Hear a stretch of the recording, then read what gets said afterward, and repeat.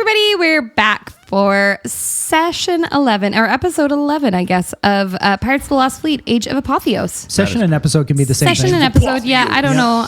My notes always say session, but it is an episode. If I have another kid, I think I'm going to name them Apotheos. Apotheos. I'm going to name mine Session. So you like hate kids? If you have a third kid, I just wanted to Gavin, be you have a third kid. Oh, yeah. Whoops. Gavin's like, if I have three. I didn't set 20 years ago. So, Anyway. never mind. How's it going? Oh, it's Spooner's birthday. I know. Hi, Spooner. Happy birthday! I was born. Kind of. It happened. Hey. Kind of. Oh, well, yes. Which actually brings us to our question for today. Oh no! Which is each of your players, or each of your characters, I haven't even been drinking, each of your characters had an exceptionally memorable, exceptionally bad birthday. Oh, What happened? And how old were you? Cyber City. I've got this one. Wait. Us or our characters? Your character. I don't want to. Please don't trauma. No, it's happening. Just- Too late. Okay. Oh God. But I'll pretend it's Lucerio. Luceria's like, so one. Spooner's like, so once when Luceria was a little girl. Yeah, it was a big ear birthday. fell Let me off. tell you. Here in Nanaimo, it's Cyber City. I remember Go ahead. Cyber City. I love Cyber Cool. City. Cool. Neat. Neat. Dwayne was there when they built it. I built it with my own hands. Yep. Who wants to start? I thought, Okay, I'll do it. yeah. So, when Lucerio's parents moved into a new house that had a pool, it was Lucerio's 11th birthday, and all he got that year were pool toys for like the whole family to use. No. Like pool related things that had nothing to do with him or his interests or anything. And that was just a time. That was a time of learning and sharing. That's Has that affected And, Lucerio's relationship with water in any way, would you say? No. Nope. It had nothing to do with the pool. It was more about... He just tends to appear a little dehydrated most of the time. Oh, well, yep. Stuff out there. Archie once received a lot of clothes at Christmas time, and they were all a size and a half to 2 sizes too small. Oh, Poor Archie. Yeah, we should. Our Anyway, and characters should chat. everyone tell us about yours now.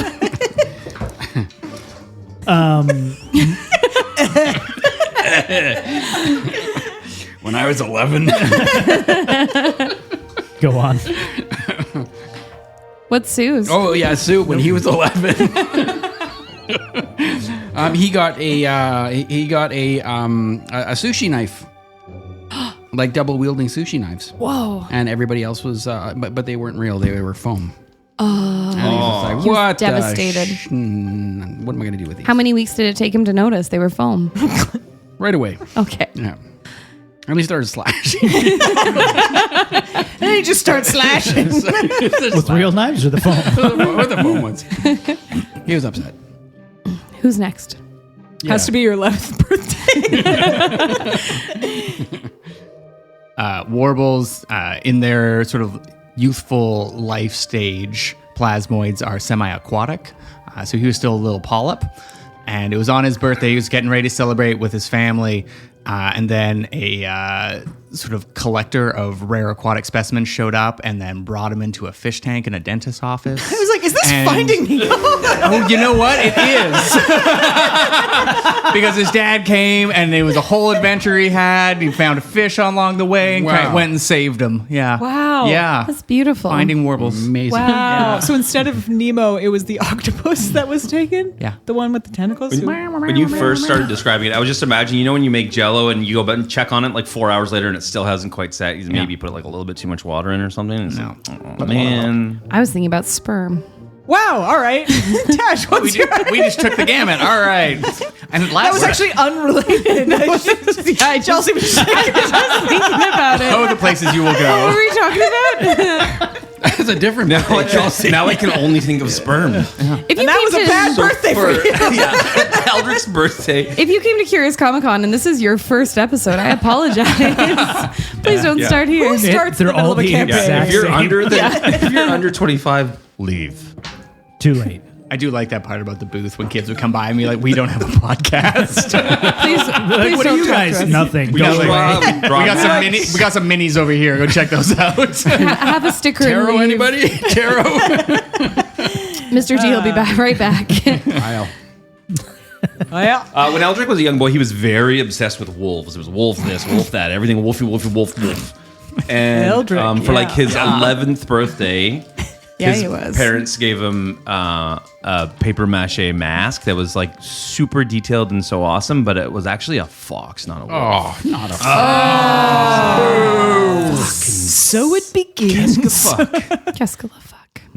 He did find his way into the furry community, Jessica though. Fox. So there's Yeah. that. And then, never mind. Gavin? How's Mawrow? Actually, how did Mawrow and Eldric meet again? Mawrow got a cold IPA for his 7th birthday. And he hasn't been the same since. Well, Mawrow was, it was a really awkward birthday for him. He trained really hard for this talent show, which you are all aware of. Oh gosh, that was his And- birthday. Well, the day after was supposed to be his birthday. Supposed to be. Well, He never celebrated again. he The didn't next want day to his celebrate crew it. died, and Changed the date. He was so convinced that he was going to take this role that he was telling all of his family and friends. And for his birthday, which they surprised him with that evening, family and uncles and aunts and stuff all brought like new outfits that he would use in his new role that he was supposed to win. Damn. But he didn't make it. So, yeah, it was a little Tough, buddy. Oh, Was that when he was repping that bob cut that with the bangs? Yeah. Like that Yeah. Prince Charming kind of deal? So he had a lot of berries and cream outfits, but had no use for them. he's never rough. eaten a Starburst since. Oh, Starburst. Neat. Rough. Those. Cool. Thanks for sharing, guys. I didn't prep a question, and since then it was Spooter's birthday, and I was like, yeah, let's talk about that. Let's talk about birthdays. birthdays. Nice. Cool. Comic-Con was great. Oh, yeah. It was I'm a lot sorry, of fun. missed it. Yeah. Yeah. Sorry, missed There's it. next year. First Saturday in May. Yeah. Book it now. Y'all have a table. Wait, don't we do it twice a year? Well, we'll maybe do a Christmas one. Would you like to be there? Yes. I would love you to be there. You just do that. Wow. Adventurers, grab your weapons. But first, kiss your kin. The wilds call, a timeless brawl. Now we roll for initiative. Good and evil fighting for the win. Crit and fumble, critical hit or just a fucking fumble. Cast thine eye on the rolling die. Legends rise on its battle cry. Time to rumble, crit and fumble, critical hit or just another fumble. War is waged on the table stage. Untold sagas of an ancient age. Crit fumble. Bum, bum. Do you think if I do a DNA test on my baby, I can find Deadpool? Yes. Okay, cool. Anyways. And just a reminder that cosplay is not consent. Anyway, I got new dice. you did. Tell got- us about your new dice. I got new dice. It's a 7-piece set, and it is by PB&J Creations. This one that I have here, Yes. they are Jessica absolutely from PB&J. absolutely gorgeous. Jessica also does. Oh my gosh, I hope I'm getting it right. Yeah. This is Jessica, and she does corsets and corset belts, and she'll make you a custom one. And she's in Parksville, PB&J Creations, and like nerdy ones. Yep. I bought their dice from last year. Yeah. Wait, where's my dice tray? So I usually have it in front of me. I, I got love two their sets. dice. I've got one's called Galaxy and one's called Geode. That's But awesome. they have a very nice weight to them, and I'm looking forward to using them. I So- absolutely swept on the silent auction. Thank you so much. I think Chris got a little stressed at first, but I did pretty well. So, yeah, we did great. Anyway, that's not what we're here for. Everybody roll me a d20, please. No. Who did it last time? Is this for initiative? Oh. Sean. yeah. Sean. Sean, you get to roll with advantage. Natural 15. Natural 15 as well. Whoa. Are you actually serious? Yeah. I need all three. We should all do it in let's unison. Let's see what Dwayne gets. Oh. Dwayne, what did you get? Yeah, what'd you get with your new dice? I got a natural 1. Hey. Okay, go ahead, Dwayne. Tell us about last time. Sue's going to do this in character. Okay, I would love you to. Yes. Hey, Captain. How are you? What? Yeah. What? Yeah. do you remember lots of things that were happening last session? No. I mean, the last few minutes. Yesterday. And stuff like. Well, we talked to Lucy. Kale. I remember we talked to Kale. And we ended up on a boat. We're on a boat right now. We're on a boat now. Don't you ever forget. I actually do forget what happened last session. I know that's what And we got it. were figuring things out because we had talked to Kale and there was his I can't remember the lady's name. What was her name again? Do you remember? Tamsin. She was A witch. Burn her. I don't know about that. We don't know. We don't know for certain. Unless. But I know she was doing a lot of experiments down in the laboratory. And we found some stuff And in it was her all office. in her. Yes, we stepped into the office and we checked out the penmanship and we matched up the penmanship to find out that it was Tamsin's penmanship. But Kale was in her office. True. Yep. Wait, does Mawrow still think it's Kale? Good ad there. where he said he'd meet you. Sus. He's a man of his word. I don't trust him. How dare he? Likely story. Fuck that dude. And Sue remembers that Eldric tried to have a conversation. Yeah. Right? So it was almost like a telephone. We played telephone with Kale. And how did that work out? Do you remember, Eldric? Well, this is pretty good. Yeah, it worked out, right? Do you Yeah, remember? we confirmed. I brought it up. Of course. I remember everything. And then Mawrow tried to, but it didn't work out. What did I try? You tried to get a hold of Kale, right? Like you tried to. Oh, yeah, I tried to, the like, natural one, I think. I tried to be a Ventus thing. Acolyte? Worshipper? Yeah. Well, that's a stretch. Are you trying to worship the god? Is Mawrow trying to worship a god? Yes. No. You're like that kid that had a sleepover at his friend's place and then had to go to Sunday school that one time. Yes. And then God was like, nah. Never mind. That's exactly, yeah. Warbles. Yep. Oh. Remember? Yeah, what'd So you do? Warbles fast. he was not thrilled with Kale.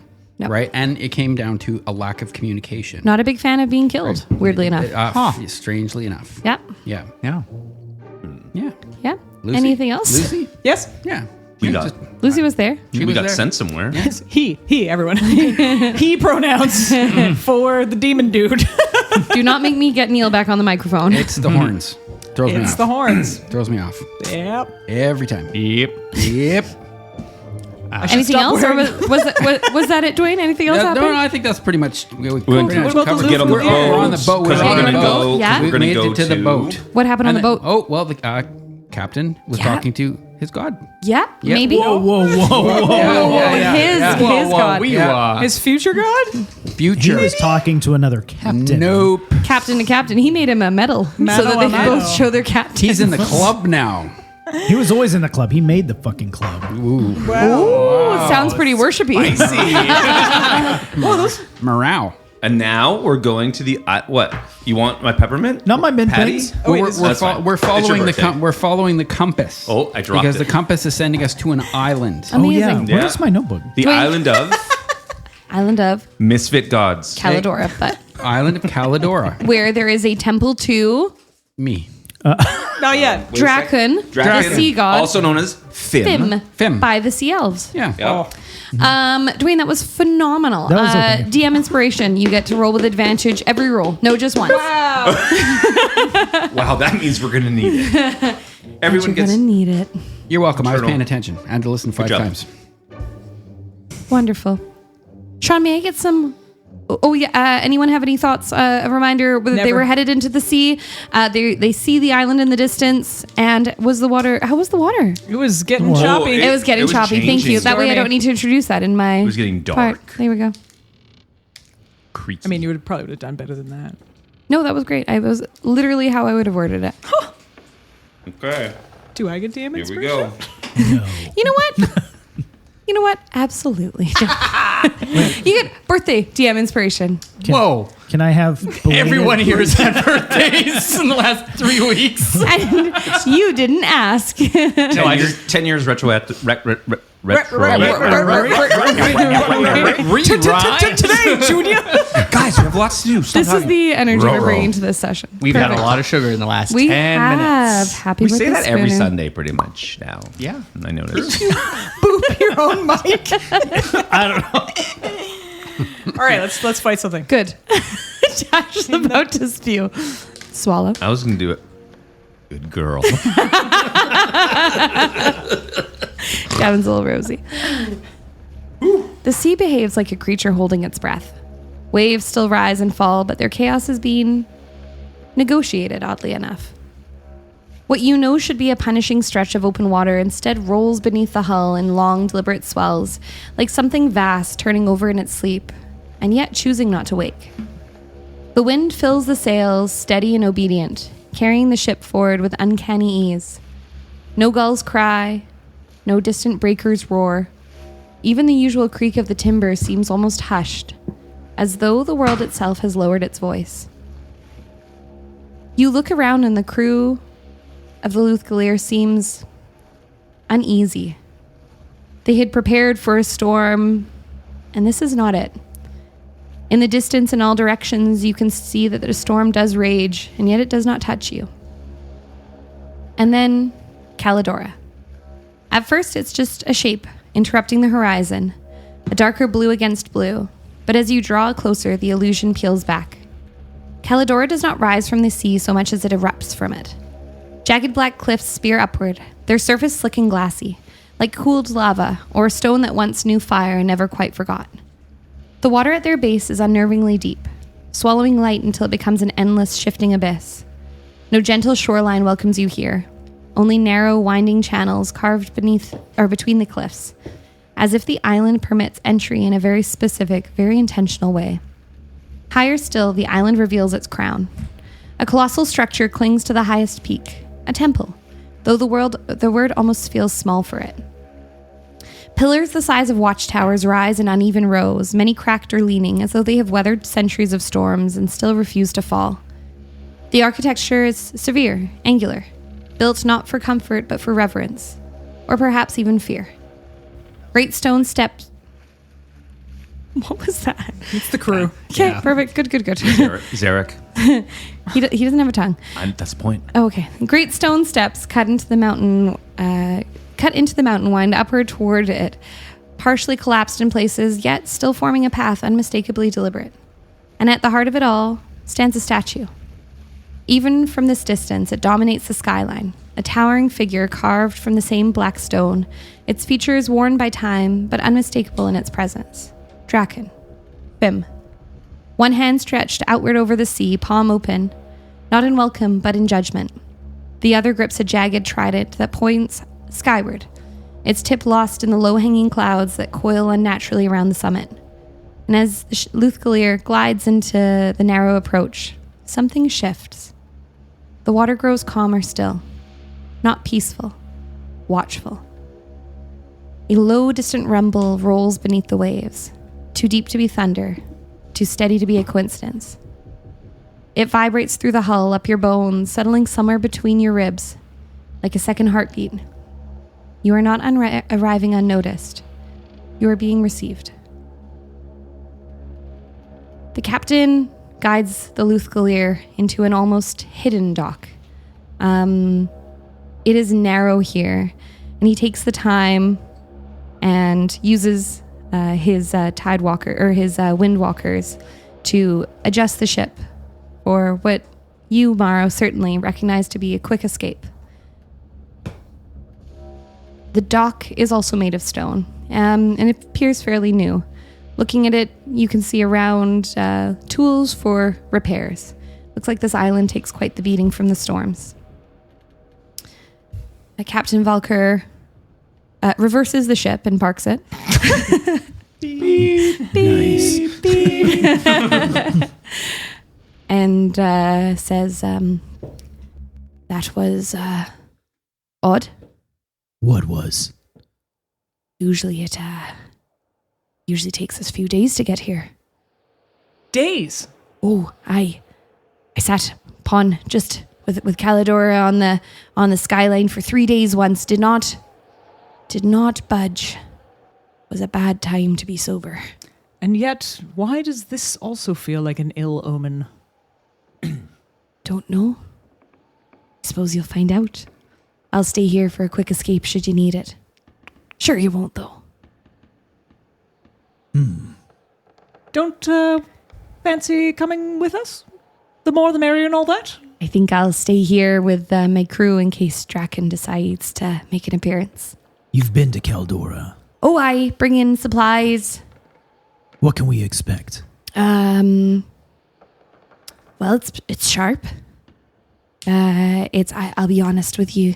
They don't usually let us pass the docks unless you're here for pilgrimage. Is there a village No. or anything? No. Just the temple. Just the temple and its keeper. And any pilgrims. Keeper. Keeper. Who would that be? Oh, stunning lass. Does she have a name? Oh, I feel like maybe she wants to do her own introduction. And Draken. Wouldn't happen to be Tamsin, would it? Oh, no, not Tamsin. Brought her here for what I thought was pilgrimage once, but once we got here, she let me know that was, in fact, research, but that was a while back. Indeed. How did that go? Seas took,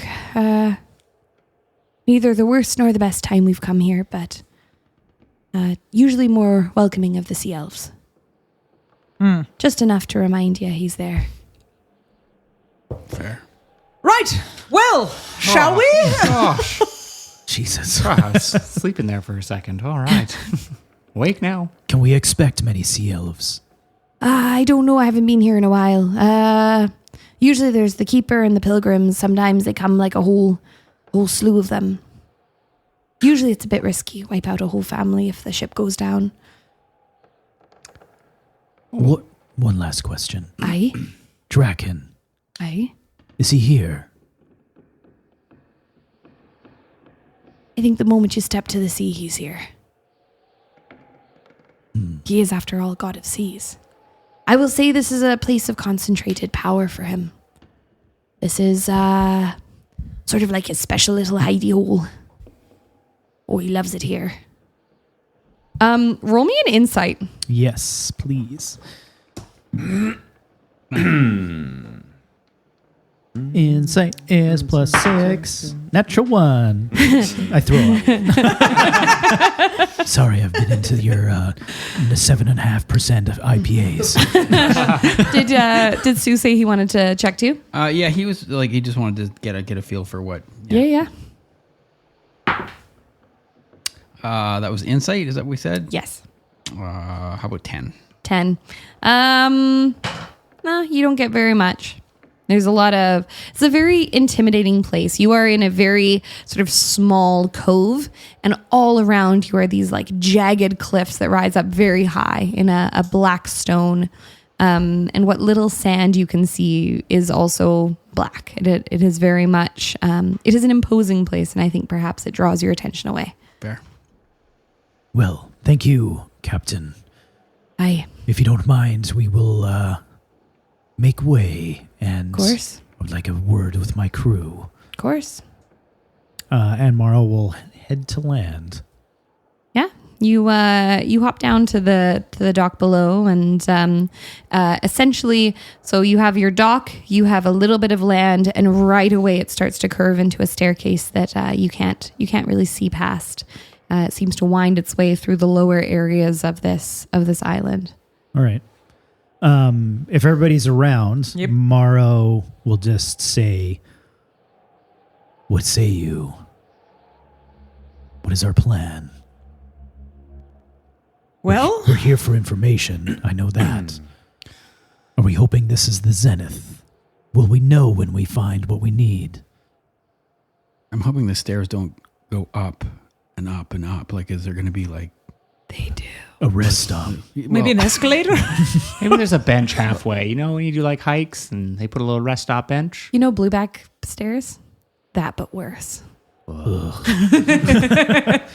I don't work out. No. So, what do we know? Well, the stairs go up. Was that a question, or were you starting a recap for us? Starting a recap. Very good. We did that. We did that at the beginning. We did some of that at the beginning. We do know Tamsin has been here, researching something. The The compass. vault. The point of Draken's power, potentially. Yes. Harnessing the seas and tides, turning elements into stone. She had that ritual texts of Fim in her office. And this is all about sort of, she was trying to ignite the internal flow. If I can't use it, I'll make it use me. Some of the words she used. Conduit. Conduit. Why would the compass be pointing here? That's not Tamsin's. Evil. It's the greatest threat, though. Telling us Yes. where to go. Is that what Kale said? The Yes. compass points to the threat. Well, to adventure. I think he's used it to find cool things. But I think he was What's reluctant to be here, given Perhaps sources of power then. yes, yes, treasure. Could be. Greatest threat. There's a good chance this is where she's run to as well, isn't it? Above table, maybe a history Yes. check if it makes sense. But does Mawrow know that like Draken or Fim is still like in existence in our time? Like there's no I correlation won't between make it a like, history check. I Okay. feel like any sailor would know this. Yeah. Draken is very much a god of the sea. Right. In your time. Okay, so he wasn't like Draken was convinced to be the Lich. Just like Draken is still Draken. Draken is still Draken Okay. from everything you know. And in fact, probably an entity that you would have cursed as your first ship went down. Right. Yeah, very much a, which is not to put words in your mouth, but very much something that like, that sailors sort of have two routes they go. They offer up to the god of the seas for calm seas, or they offer up to the god of sailors and captains for a steady hand should the seas turn on them. But let's all remember, if Tamsin is doing some sort of lichy witchy ritual, we are not to kill her. We are here to fact find and fuck off. Unless we were intended to come here and kill her and something else becomes the Lich because of it. No. Fact find. Fuck off. That was the modus operandi. Right, but if this has already happened and we find ourselves in a skirmish, maybe that was meant to be. Sure, skirmish is fine, but A let's skirmish not. in which I killed Tamsin. If she becomes the Lich, then you're not supposed to. Eldric, back me up here. Well, that is truth. Ha! But also what Captain said could very well be true. We don't know. If she's the Lich. Or what our course of action was. Well, Warbles, thoughts, feelings? Sage advice? Nope, don't have any of that on hand. I think if she makes a move, we need to protect ourselves, regardless of what the ramifications are. If it's fated, then it's fated. But I think the biggest thing is to find out what her leverage is. If she is the Lich, then we're ultimately doomed to fail if we try to engage with her. Hey, well, just thinking here, we have about 7 million stairs ahead of us. Why don't we chat while we're climbing the stairs? Oh, fun. I've been I love some walking this whole cardio. time. Eldric, come on, buddy. But the stairs are really slippery, so his little like furry Yeah, paws are just I'm only on stair moonwalking. 4. Yeah. It's exhausting. Use your claws. Dig Someone in. go in front and say, psst, psst,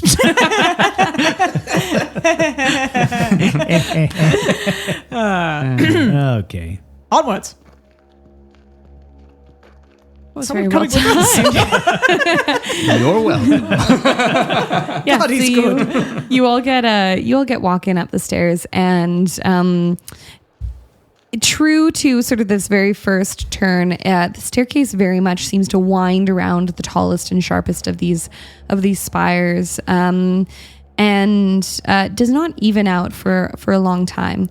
After about 15 minutes of walking, you get to an area where it clears into some kind of like a black compacted sand. This doesn't feel like volcanic rock, almost just like shiny obsidian that has been broken down. Bless you. Bless you, Lucy. Your nose has fallen off. Here it is. Got your nose. Oh God, I've got your nose. That's not over there. Give it that back. And here where the staircase sort of opens up, there's a little bit of a patio area. And in the distance, you can see this immense statue and temple. But it is here between two pillars that a small, very small, wiry old sea elf paces in its sort of tight, agitated circles, muttering to herself and occasionally wagging a finger at the ocean like it's a misbehaving child. Her robes are layered and mismatched and salt stiff, trailing little bits of seaweed like accidental decorations. And her skin is etched with swirling tattoos that look very familiar to some of you. You have seen similar tattoos on Tamsin, and you have seen similar, though slightly different tattoos on your own back home navigator, Alar Shade. However, you've never seen this. Tattoos that swirl and don't just drift, but fidget, almost like little eddies of light darting and doubling back, or like fish that forgot where they're going. And she doesn't notice you at first. Or maybe she notices you and just doesn't really give a fuck. And you hear her talking, no, that's not right. She mutters, and she's sort of squinting in her eyes, and it goes, they were supposed to be tossed about. Dramatic. Bit of screaming. At least one regretful decision. That's how it always goes. Then she sort of stops and mid-step and turns towards you and stares at you all. Long pause. Oh, already here. She sort of stares at you and narrows her eyes, and then she opens them really wide and then squints at you again.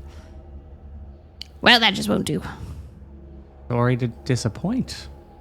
She goes really close to you, Warbles, and she scoots really close, and she gets her nose like as close as it can without touching you, though it's only about what would be your nipples if you had them height. She goes, you didn't get dashed against the teeth? She sort of points vaguely to where you were. No, relatively calm sailing, as if we were allowed in.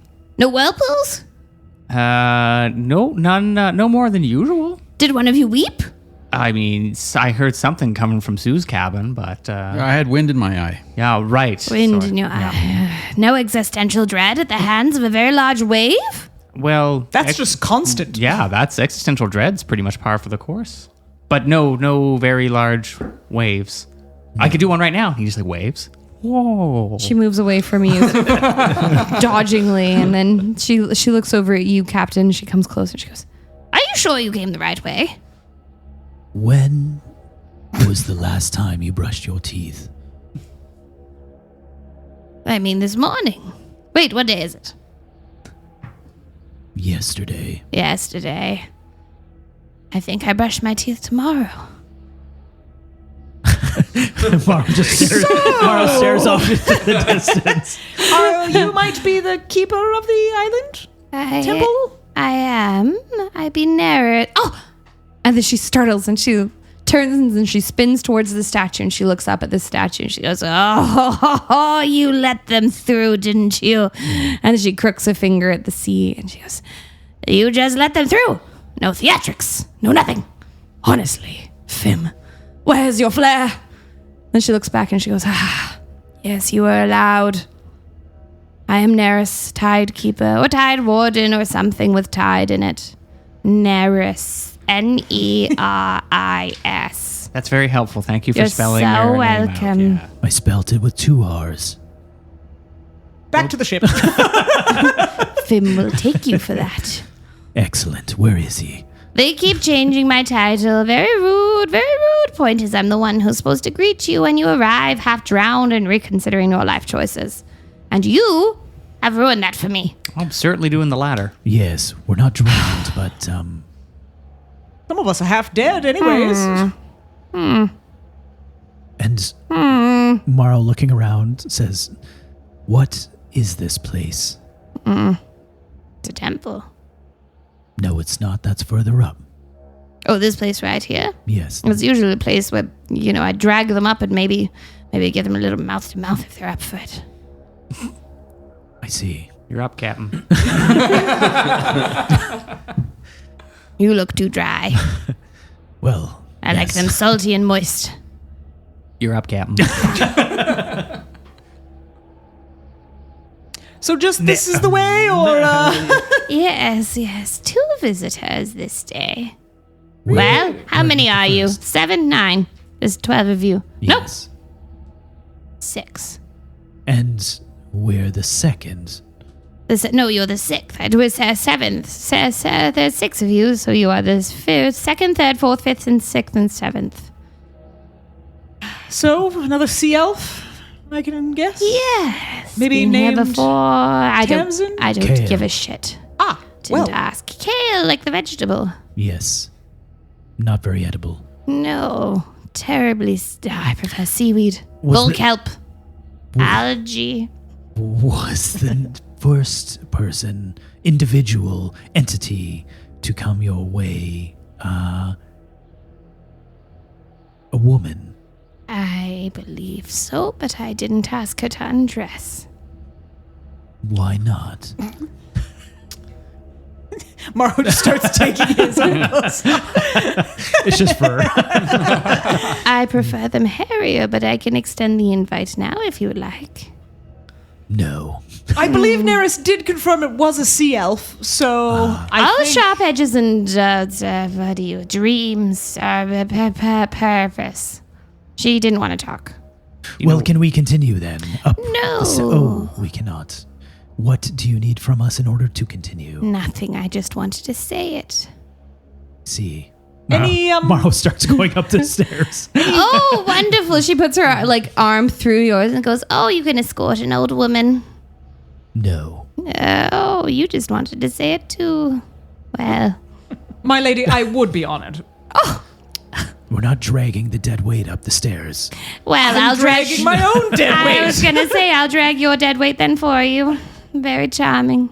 I like you. A lot of wit. Is there anything we need to know about this island? Any rules we should sort of keep in mind? Anything no-nos? The sea will deal with you if it needs to. Indeed. And where's this other visitor gotten to? Oh, she had eyes like she was already 10 steps ahead. Didn't stop. Didn't ask. Didn't even complain, which frankly is suspicious. Straight to the crypts. Straight To the crypts, you say? Crypts. And where, good lady, are these crypts?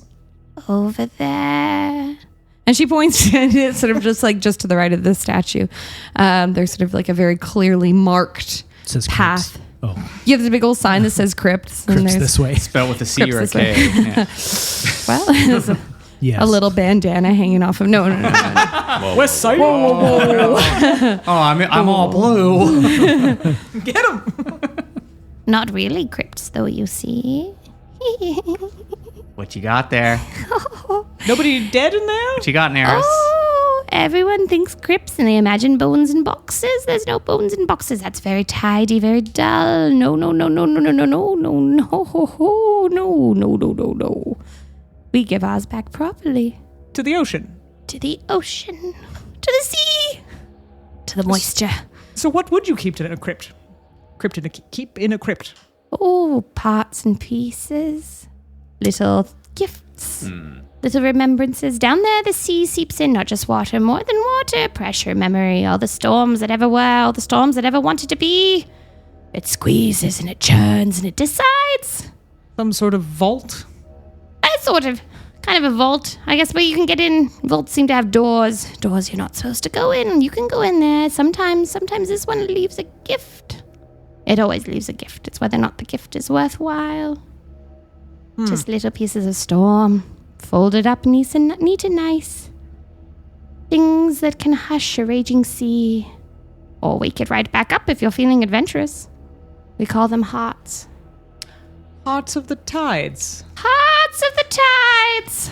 You know them well. Never heard of them. Sometimes also like little pieces of whatever. I don't know. Not everything becomes a heart. You can't always be a heart. It takes So there's great more power. than one. Oh, I mean, there's about...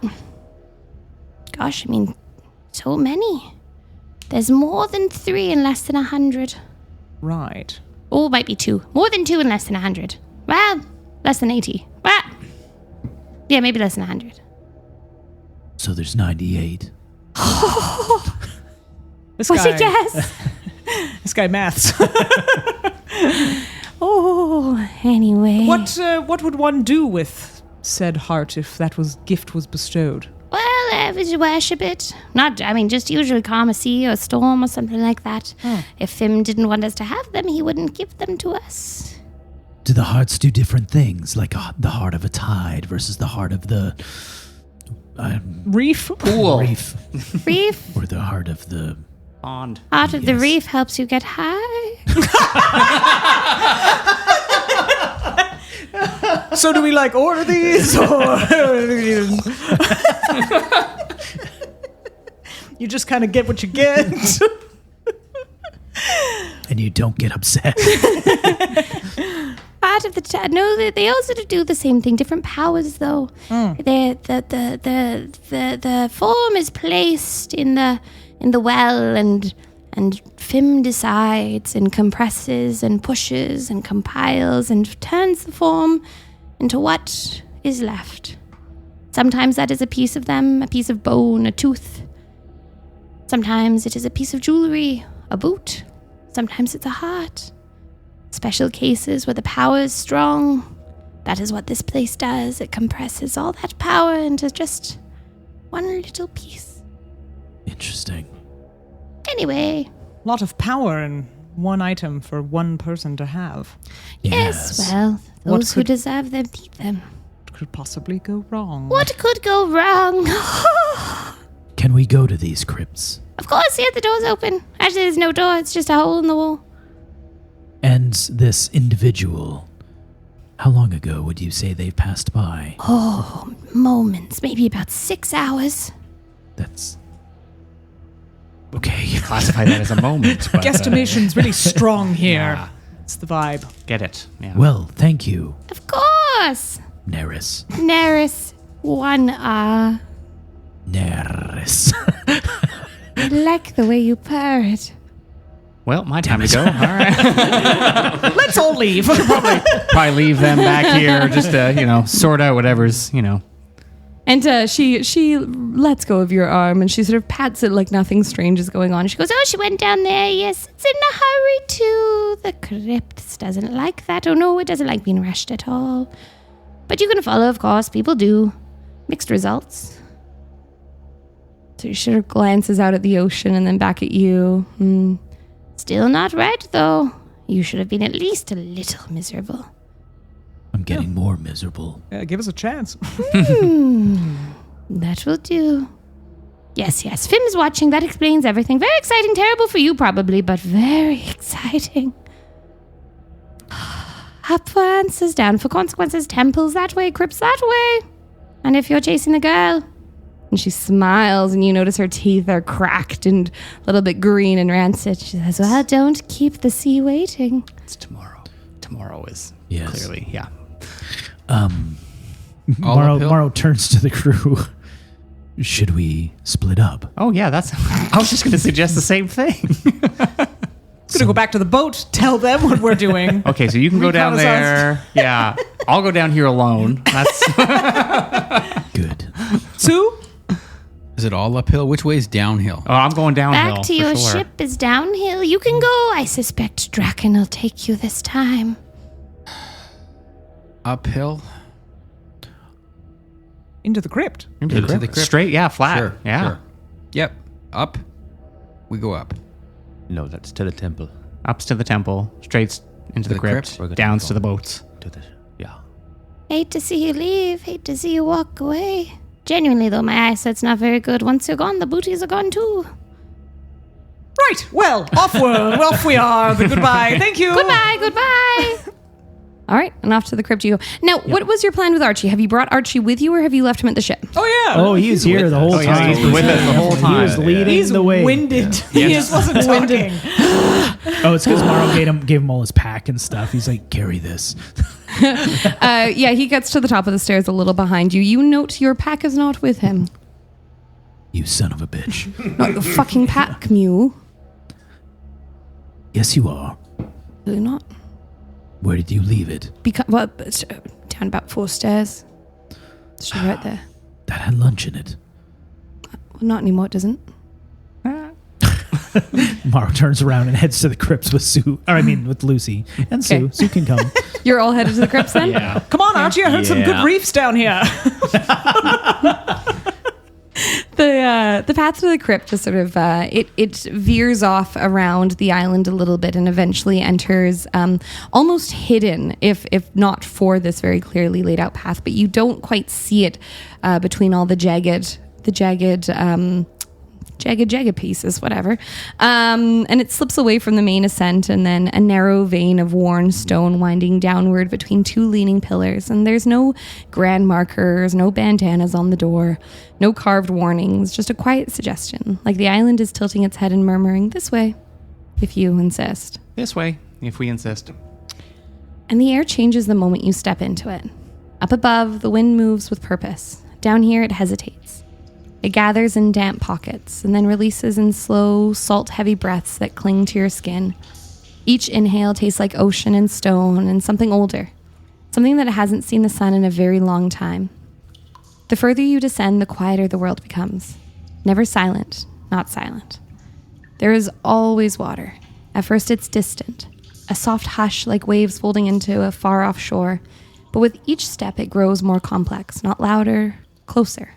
Splintering into strange layers, a drip that echoes too long, a slow slosh that doesn't match your movement, the faint scrape of something shifting where no surface should be. Beneath your feet, the stone begins to change. What started as clean-cut steps slowly loses its shape. Edges soften, angles warp, and the path feels less carved and more allowed, as if the island didn't build this route so much as tolerated. And then the walls begin to almost feel alive. Not moving, not truly, but there's a sheen to them, a constant dampness that catches the light in shifting patterns. Veins run through the rock, faintly swirling like ink drifting through water, and if you look too long, you swear they may be rearranging themselves. And then halfway down, you begin to pass the dead. Not in coffins, not in graves, in offerings. Small alcoves carved into the stone hold what remains behind. Charms, trinkets, bits of jewelry, tools worn by time, a child's crude carving. Some are untouched, others are softened. Edges worn away as if something has brushed over them again and again, patient as the tide. And the water laps at these alcoves, not enough to claim them, just enough to touch, to remember. Further still, the path narrows, and the ceiling lowers, forcing Eldric, and then Sue, Lucerio, Warbles, a long time after Mawrow. The air grows heavier here. Pressing gently against your chest. Sorry. I got the giggles. Damn it. Each breath, no, I think you said he's like 6 foot. So yeah, slowly you all begin to sort of crouch down.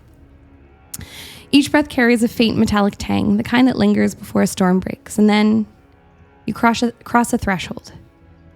There's no door, no arch, just a subtle widening in the stone where the path splits forward.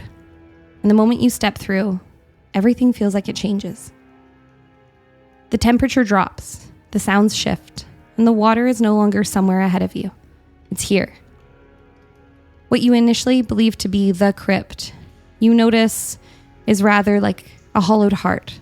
A vast cavern opens before you, and its ceilings are swallowed by darkness. Its walls curved and uneven, like the sides of something once living. Pools of water scatter the space, not still, not restless, each one slowly turning as if stirred. Maybe a current. Some glow faintly from within, a dim pulse of light. Narrow stone walkways snake between them, slick underfoot, guiding you forward in a path that feels suggested more than safe. In the air, you feel it more than hear it. Something knows you're here. Something is aware. Ahead of you, you feel a pull. Another archway, or almost archway. A doorway to what you can tell is going to be a smaller dome. And that pull is subtle. You can see water swirling beyond, not because you can actually see the water, but because you can see the reflections on the room around. And there's a power here, a power that gathers. This is where something is happening. And as you step closer, the hum shifts just slightly into something almost recognizable. Not words, but intention, expectation. Here you've arrived. What would you like to do? I guess if it's a cave, anything we say could be heard, theoretically. Because it would echo. Perhaps. Warbles puts his hand over Lucy's mouth.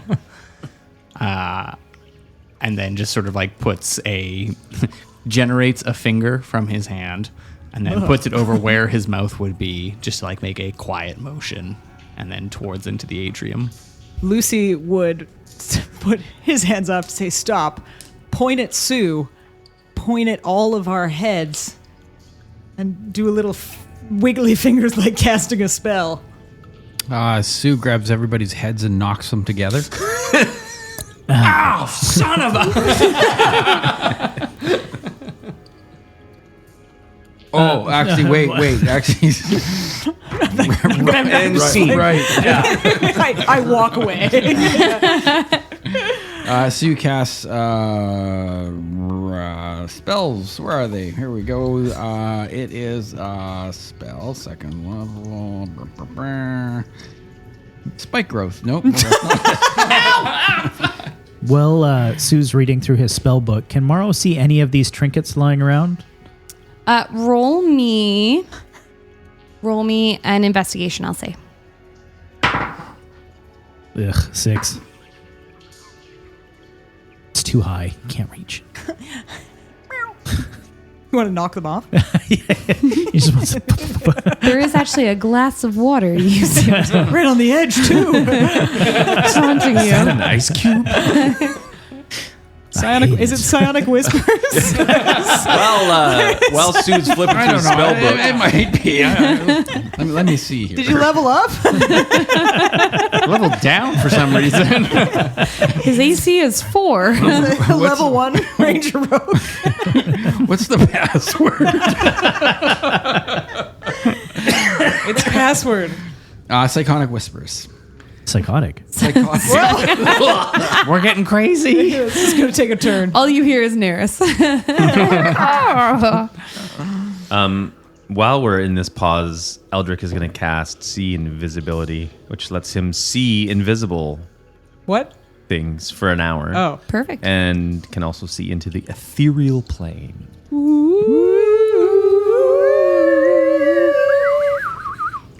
Like in windy in here. Sorry about that. Can't you just cast it and then it just works? Yeah, it works. Okay, it's working. You guys can all hear each other there.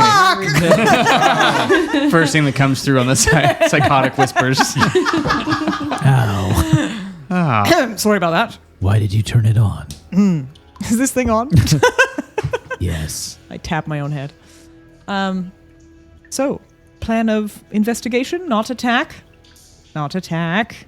Not attack, but I'm curious what happens if we remove one of these items. Not to take, just does anything react to it? It doesn't have to be me. If Tamsin is here and likely to take something, we should know what is about to happen. Should we look for Tamsin? She's probably in that little antechamber. Casting that spooky spell. Which we can feel the intention of, I guess. Interesting idea. Can I reach a trinket in an alcove? You absolutely can if you roll me an investigation. Roll higher. How'd you know what I rolled? A 10. Sure. You can see things. I just feel around in an alcove, pick up an item. Yeah, you pick up what appears to be a wooden spoon. Well loved. Spoon! It's a good spoon. You can see why they left it. Oh, somebody signed it. It says spoon on it. Does anything happen? Nothing. Interesting. I mean, maybe we have to take it out of the crypt, but let's not. I mean, that's the best case scenario. Nothing happens. Until we remove it, but we're not going to. Right. But that means Tamsin could be walking around collecting these things with nothing happening yet. So should I take this spoon for now? No. I put back the spoon. Sorry, buddy. No, it's fine. Into the swirling vortex, then. Can we all cast invisibility on ourselves or sneak feet or something? Yes. Mawrow casts greater invisibility. Wonderful. He Everyone's turns to invisible. Eldric. Hello, Eldric. Eldric can see everyone. Nothing changed. Can everyone can everyone see each other, or other than Eldric, is everyone now invisible to each other? I cast greater invisibility on myself. Just on yourself. Yes. Okay, I wasn't sure if it was one of those. Wonderful. I don't think I can cast it on other people. Okay, gotcha, Maybe gotcha. I'll look, but he did not do it on other people. I think you're right. I think it might be one spell slot Yeah. per person. That'd be a lot of spell slots. Yeah, that'd be a lot of Not worth it. Yeah. Sue would just sneak up to the place where we're going. Roll me a stealth.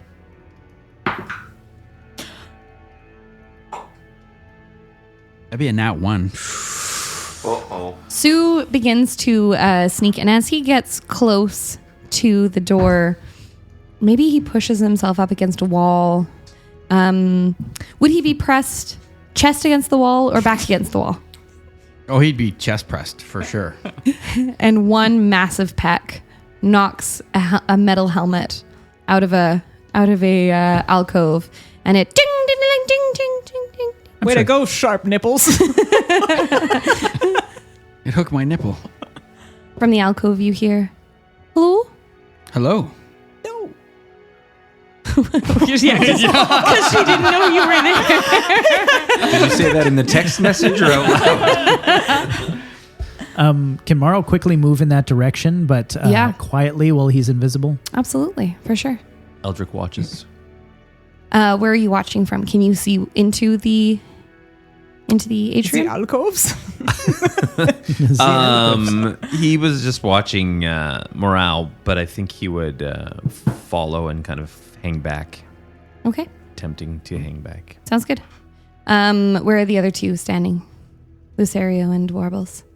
I think Warbles would, if Sue is headed right in, go in with Sue, sort of side by side, and not necessarily understanding that Tamsin is now aware that at least someone's here. Yeah. Yeah, go in with him. Sue, you're going right in?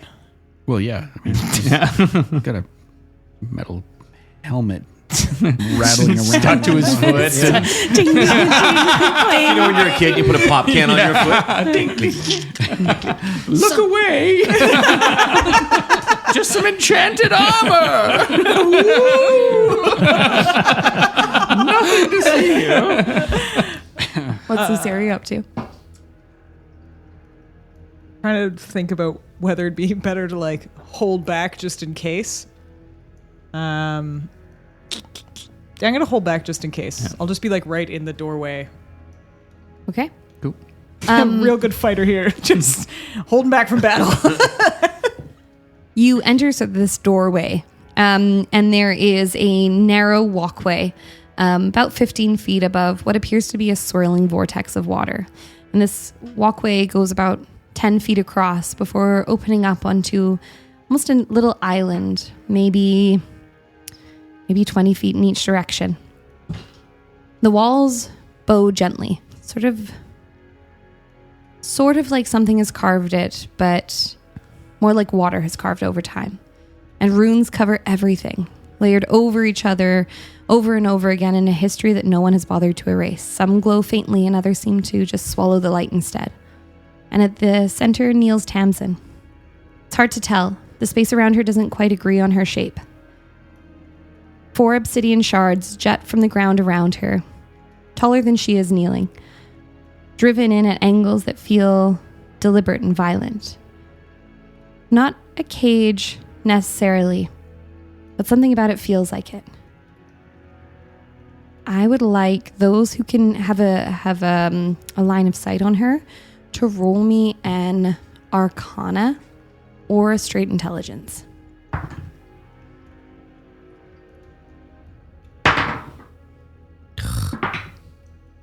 It's a 10 for Warbles. Fail for Mawrow. 6. 19 for Eldric. Eldric, you recognize these. Or rather, you recognize the markings on these obsidian pieces. One for body, one for mind, one for will, one for voice. The components needed for a spell. A body to literally embody the spell. A mind for sentience is required. The will to bring magic into existence. And a voice to name it and call it forth. Lines etch into the floor and run to Tamsin's knees, to her feet, to her hands, where she touches the ground, and it looks like she has painted them up and over herself.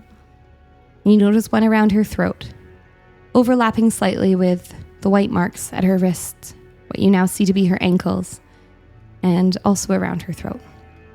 You notice that her shadow stretches in 4 directions. There's a candle at her almost like at her hip. You know that this is not casting this shadow. When she shifts, the air tightens. What would you like to do? Would Eldric recognize, maybe not the exact spell, but the type of spell? If she's about to summon something, if she's trying to transform something, if she's trying to... Roll me another Arcana. 19 again. This looks like something you saw before out of the corner of your eye. Something you saw in Brackenreach. Someone was trying to carve this into the ground. You didn't even think about it except for the fact that you stepped over it later. Something around the unburdening. But different. Reburdening.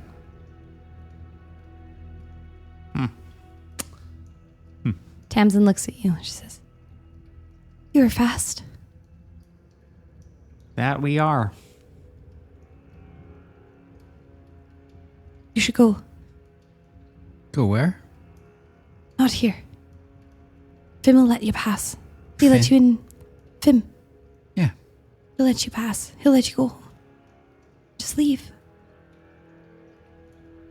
What's happening in here? Just need to make it stop. Make what stop? The itch. The feeling beneath my skin. It's right there. What's there? The itch? My magic. I can feel it. And she hovers her hand over the candle, and you can see, Warbles, you've seen her do this before. This focus, this concentration. And she clenches her other fist, and you watch her hand over the candle, and the flame flickers just slightly. And then it stops. And you watch her focusing and focusing until tears well up in her eyes. Until blood wells up in her eyes. What if you were to let it go? I can't. What if you tried? I tried. They trapped it in me. I can feel it beneath my skin. I can hear it beneath my skin. I can't do anything about it. I can't sleep. I can hear it. And they cast spells near. They assign me to an art. Tell me about they. The tether assign you. They find you a job. They find you a place to be, or a place to go away. They assign me to a place of magic. Arcana at my fingertips that I can't cast. All because I was an angry child. It's gonna drive you mad. It already is. What if you just walked away from here? I can't. Because the magic follows me. It is me.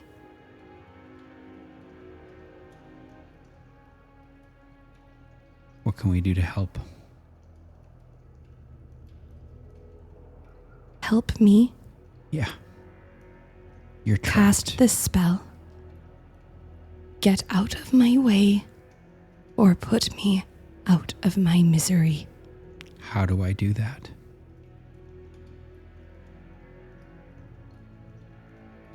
Give me a gift. Do it with magic. If you're gonna put me out of my misery, make it magic that takes my life.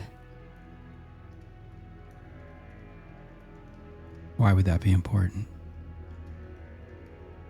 Because it's what ruined my life.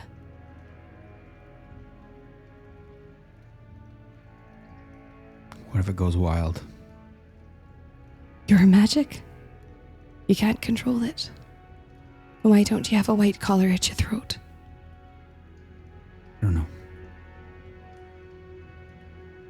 Then leave.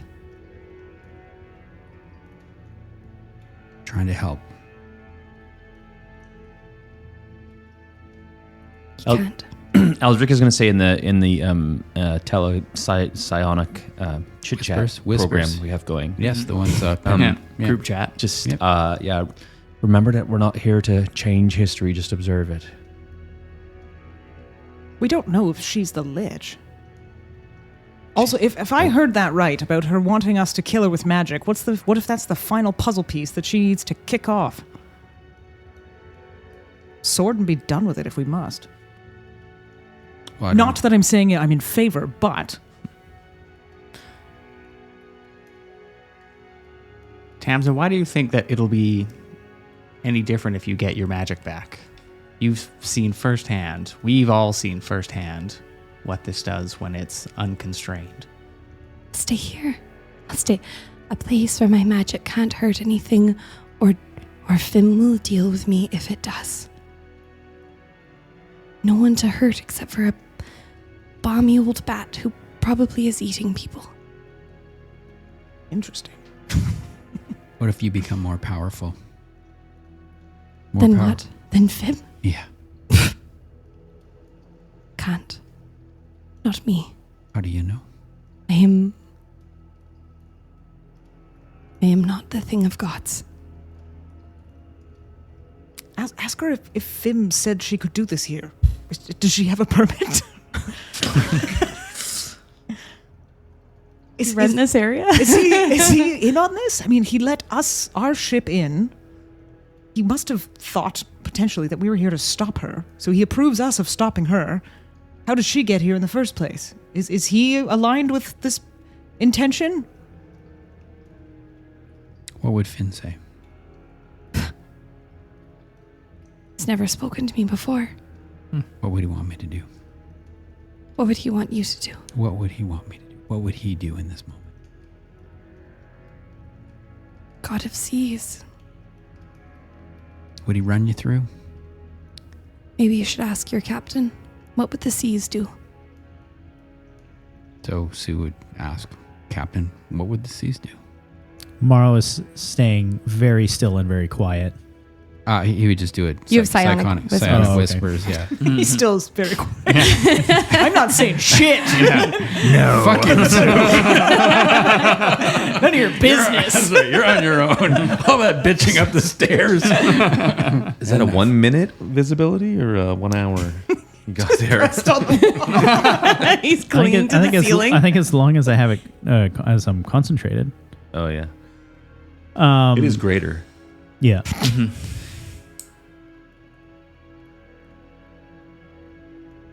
Captain?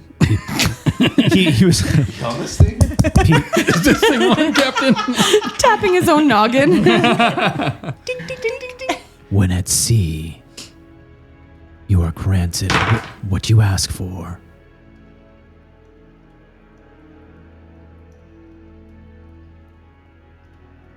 He's looking around for her. What the fuck does that mean? What does that mean, Captain? She's asking for death, give it to her. Like I said before, we think this is the first time we've been here. It could be very well that this is intended. Our creation of the Lich has very much to do with us. I could be wrong. Why, then, do we find ourselves in this situation? It's all too easy. Unless a test from Draken. I find that unlikely. You don't think it's a test? If it is a test, we can't fail. Oh, Captain, you have no idea.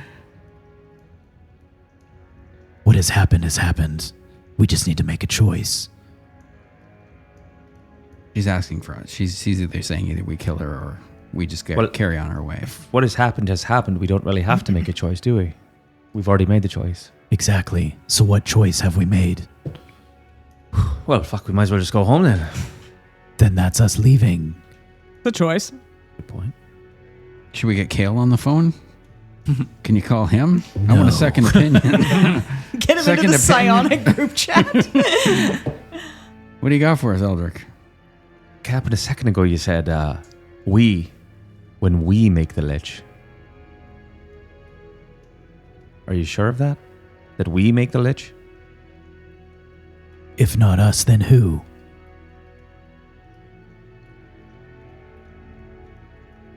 Well, look, if she becomes unburdened, reburdened? I don't know. It doesn't matter.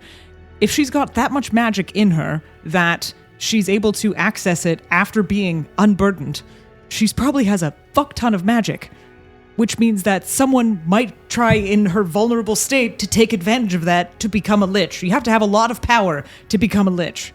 She's trying to stop the itch, she said. Yes, by accessing her magic again. Right? So if she does that, and the itch doesn't stop, what's she going to do? Yeah. Go for more. Find more power. Well, and she also is like, when I asked about her being a god, she doesn't have that kind of Real gods don't want to be gods. fair. Mawrow. I don't know what you're talking about. I know. It just seemed when I was talking to her, it seemed like she's on a more devious side of godliness. Her kundalini shower might be a drizzle.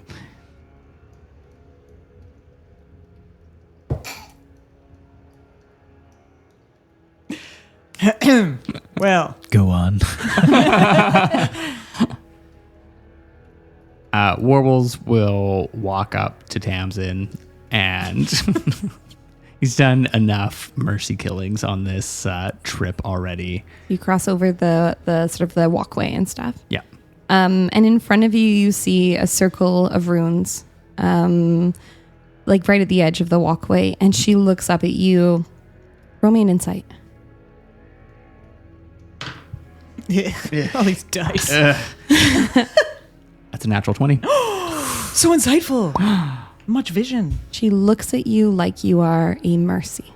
She looks at you with gratitude. What would you have me do? Do you want to see this through? You're the expert here. And her eyes dart around and they look at these. They look at the runes on the walls and they look at the runes that she's painted on the floor around her. She looks at her own hands. And then she looks at yours. And she looks at your hands for a while. And he puts his hands out as if to like take hers in them. And as you reach out, your hands go across the line of the rune. And the magical hand wraps that you wear light up the runes across. And you watch as the runes below start to light and spread in a blood red color. She looks at you like you're a savior in this moment with gratitude. Thank you. And the small candle near her, its flame flickers and then stops. It doesn't steady. It stops. And around the room, the runes begin to wake. One line glows and another answers, then another and another, until something unseen begins to connect. A low hum settles in all of your bones or in Warbles jelly. And the air thickens. Nothing explodes. Instead, the magic finds her.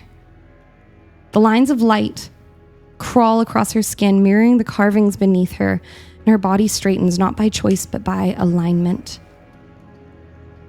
Her head snaps back and her eyes fix on something above her that you can't quite see, and then the shards respond.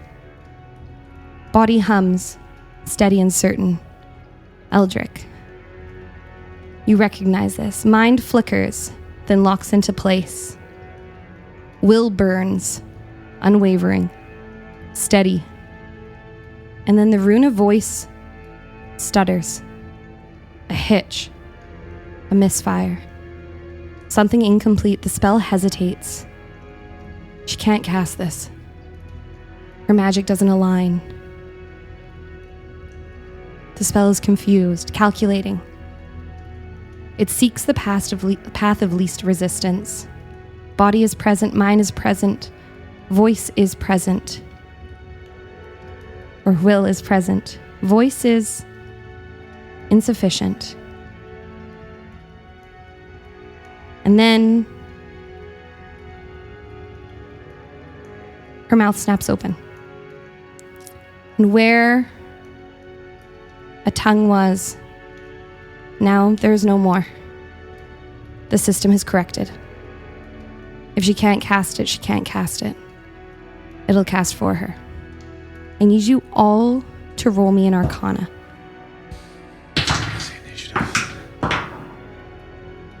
Natural 20. Natural 20. 8. Unnatural 20. Okay. 19 for Mawrow. 10 for Warbles. Those of you 15 and higher. Perhaps because you know you've been up against a lich. Perhaps you've done your research. You know that a sacrifice is required. Something wanted. Something that would be devastating. Tamsin has wanted her magic back or mercy, and she receives neither of them. You see it in the way her chest draws in, the instinct of breath becoming word, a small human certainty that sound will follow. And as her mouth opens and the world leans in, the rune of voice ignites, not bright but absolute, and the thread between it and her throat snaps tight, humming like a drawn wire. And her jaw parts wider, too wide. Not painfully, not violently, just wrong, as if something unseen is guiding a motion a fraction too far. And then there's a flicker, a brief distortion at the edge of your vision, like heat over stone. And where her tongue should be, there is nothing, no fall, no drop, no trace. Simply absence, clean and final, undeniable. Her mouth is still open, her breath still moves, but the shape of speech is nowhere left to form. The rune stabilizes, and the tension releases, and the system continues. And Tamsin forces a sound, something that should be a scream, but it collapses into the air that carries nothing at all. And finally, the magic flows cleanly through her. The room around you stops. The water doesn't slow so much as freeze. And like a breath drawing in, everything begins to collapse around her. The compression of essence, what this room was meant for, doesn't know how to respond to a spell like this, to magic like this. And this room was never just a room, it was built to hold something else, and now it can't. And the magic pushes outward, and the structure begins to pull inward. And it begins to fall, not violently, but precisely. Though always around her runes. The temple is folding. Walls bend instead of breaking, stairs tilt, doorways stretch, and a deep groan rolls through everything. It is failing. What do you do? The room is failing? The room is failing. The shards are humming, and each at a different pitch. How many pillars of runes are there? 4. Can Sue take a... can he swing at the runes? You would have to cross over this narrow walkway, but you can certainly try. Warbles, do you still stand there? Warbles goes in and tries to give Tamsin a hug in this moment. Is he rent asunder as soon as he steps in? Both of you, I need to roll me a dexterity saving throw as you slam up against what almost appears to be a dome, a perfect half circle around these runes. 21. 21, you're fine. Natural 1. Natural 1. Are these your new dice? Oh, no. Oh, man. Sue, you were aiming to go for the pillars? Yep. You slam up against this, maybe darting around Warbles, and you slam up against this. And Warbles, you watch as Sue begins to fall into the water below, 15 feet.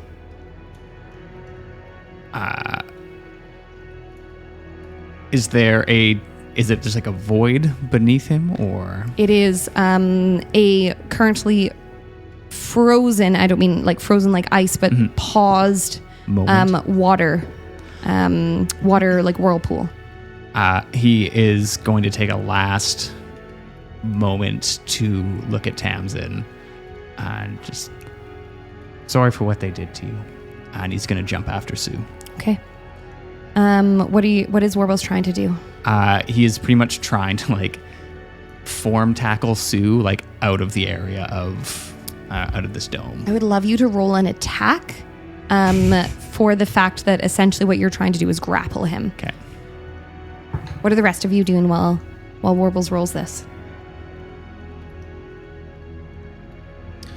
To clarify, when they went to interfere with Tamsin, Dome protected them. Nobody can get to her. A dome seems to be protecting her. Yeah. There is falling debris, and you notice that it never quite crosses those lines. And she is not trapped by this collapsing temple. She seems to be anchored within it.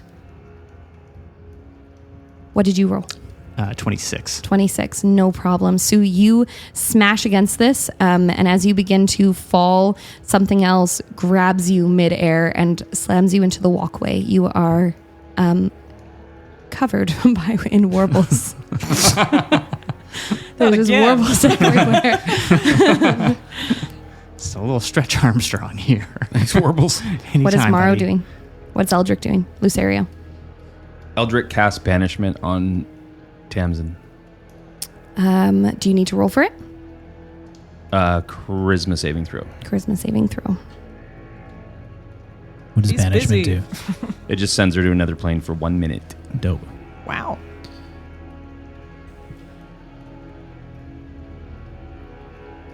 Okay. What are the rest of you doing?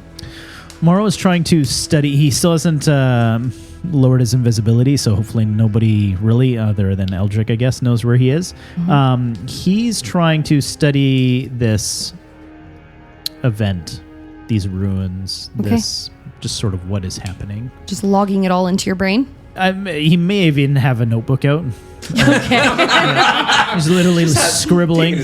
We went from we don't read to being like we study. Whoa. Sketches. Captain has had the best arc out of all of us. He is not reading. He's drawing pictures. That's the first step, buddy. His notebook's just full of pictures of dicks. What is Lucerio doing? And then we will come to Eldric's. We will summarize that. You can't see me. You can't see him, but you can see you can see the notebook. Notebook and the pen. All right, John Cena, that's enough. I'd just be standing in the doorway, like almost trying to brace the wall with my back to try and hold open the doorway as I'm assuming they're going to be coming to run through. Roll me a D20 and add your intelligence and proficiency, please. Well, that doesn't sound good. Remember, it's my birthday. Yeah, we kill people on birthdays. Don't look at me like that. Sometimes twice. Intelligence. The score or just the modifier? Sean, help her. Then my initiative, you said? And your proficiency. Okay, cool. Yeah, that's a 0. My dice is a 0. No, I'm kidding. That's it? Just the intelligence modifier? And the Yeah. proficiency, yeah. Where's the Oh, the proficiency? Yeah, that's what. Okay. 16. 16. You are able to hold this up for a little bit. It feels that you are not alone in holding this. Eldric, I need you to roll me. Uh-oh. I need you to roll me a d20. I don't have any. So weighty. Natural 3. Oh! 3.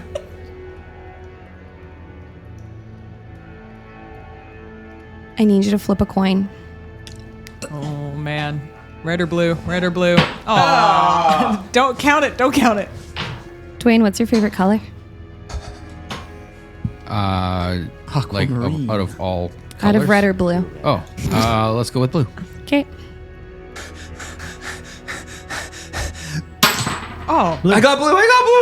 Oh, I don't know. What did you? And you said your favorite color is red. Oh, blue. Or you said blue? Yeah. Wonderful. Warbles, I need you to roll me a charisma saving throw. Fuck. What is the DC for your banishment spell? Oh, no. It's a fail, whatever it is. It's a fail. Yeah. I rolled a 2, so. Okay. 18. The spell smashes against this dome, and it doesn't bounce off so much as absorb and then fire back. Sue and Warbles, you both stand. Warbles, the spell hits you in the back. Bloop.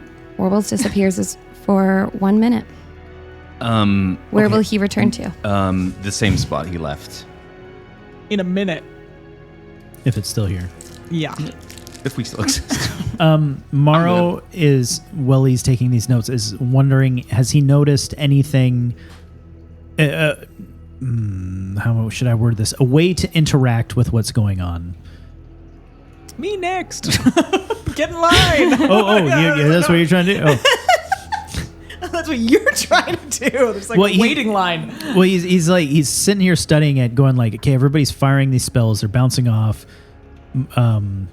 Warbles literally tried to like jump in there, was thrown off.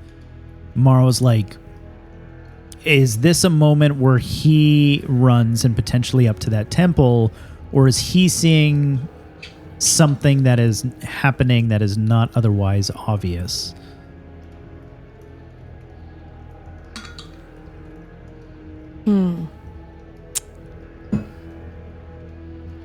Roll me an intelligence. While you do that, Eldric, I will say,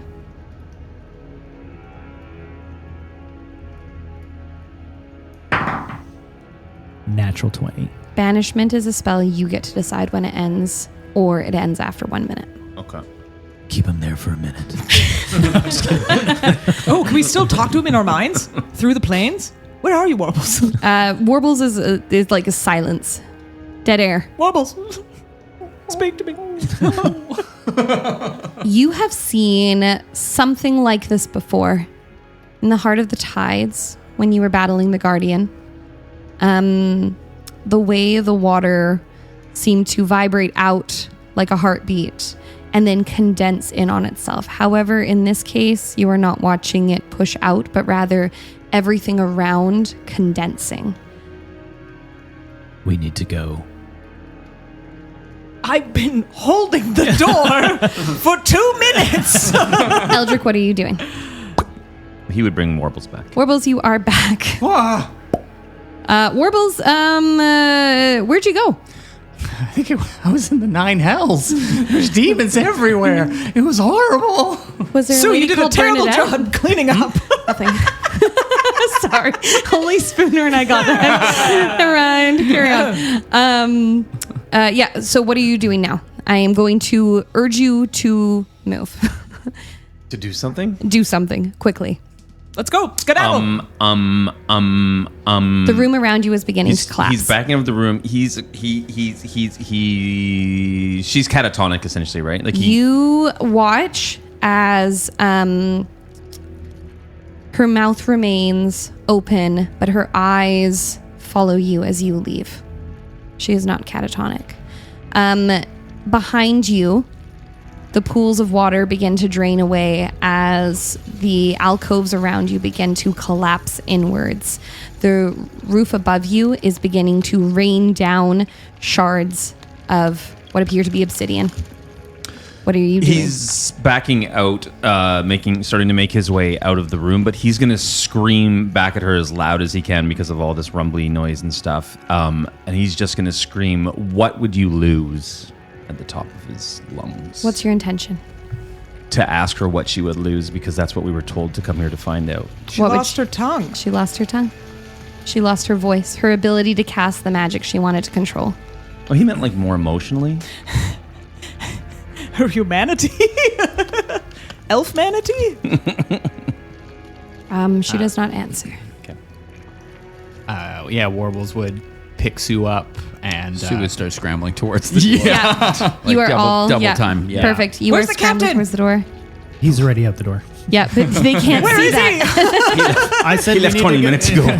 Leave him. Eldric's the captain now. He hears all of this. A single glistening tear pours down his cheek. He's If having I'm tea the with last Maris. one, You are the last one. as I'm running up the stairs, I'm grabbing that spoon. The spoon collapses in around you. You are able to grab the spoon. Wonderful. Good.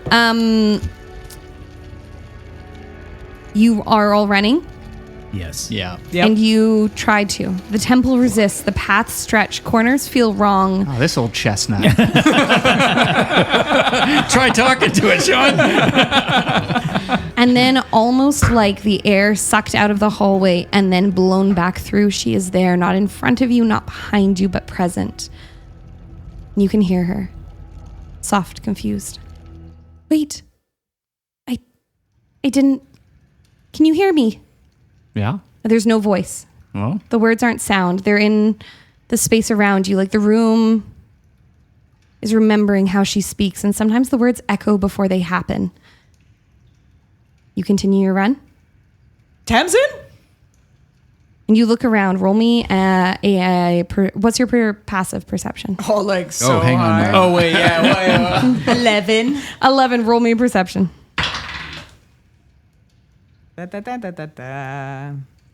A 6. Can I passively proceed?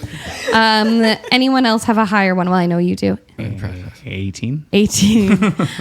Warbles, you see her at the corner of your eye, reflected in the black glass, and then in a pool of water.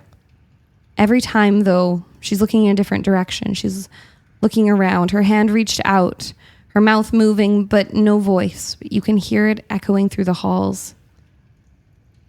Bouncing off of steel, water, polished stone, always wrong, a second too slow, facing the other way, her mouth forming something. And sometimes you seem to see her out the corner of your eye in a corridor. And you move towards her, and she's behind you. She isn't chasing you. She seems to be trying to follow, trying not to be alone. The roof continues to collapse behind you, following you out, but never landing on you. Every attempt she has to follow you, the space seems to further shift, bend. This island seems to be coming down. What do you do?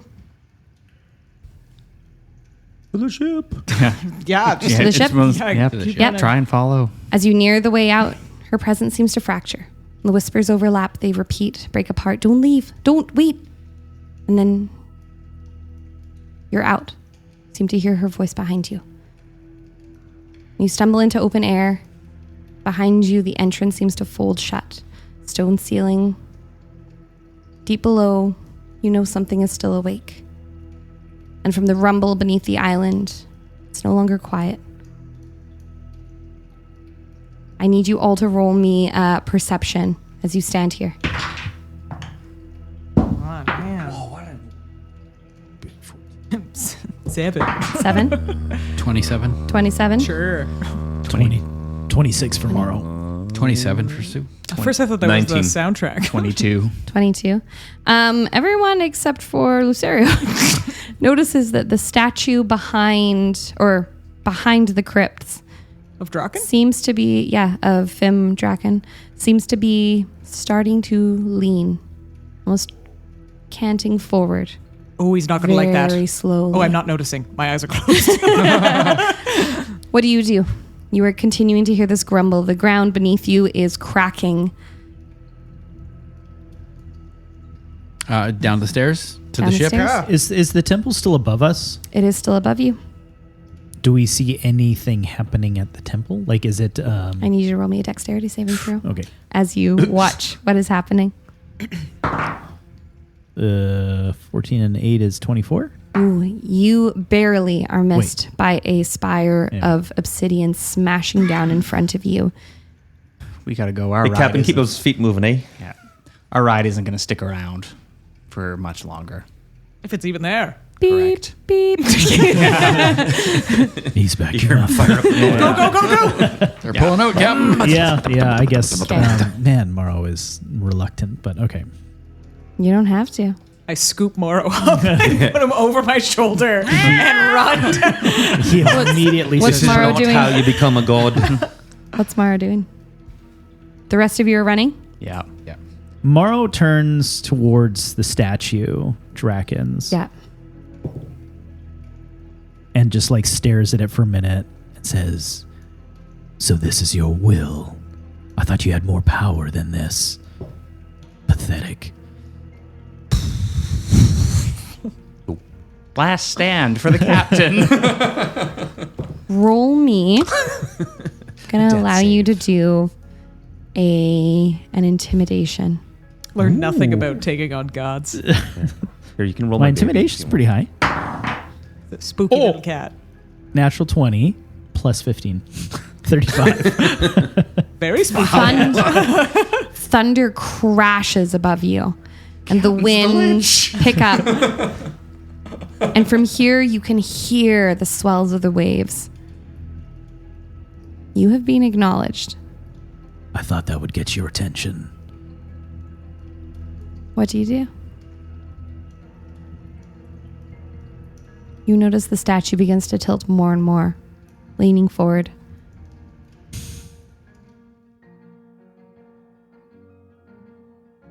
What do you do? My brain is like, Gavin knows what he wants Mawrow to do, but I don't know if it makes any sense. Or it could backfire. Anyways, I'll just roll with it. Grant me the power, and I will show you what can be dealt with a lich. Plot twist. And we're going to take our break.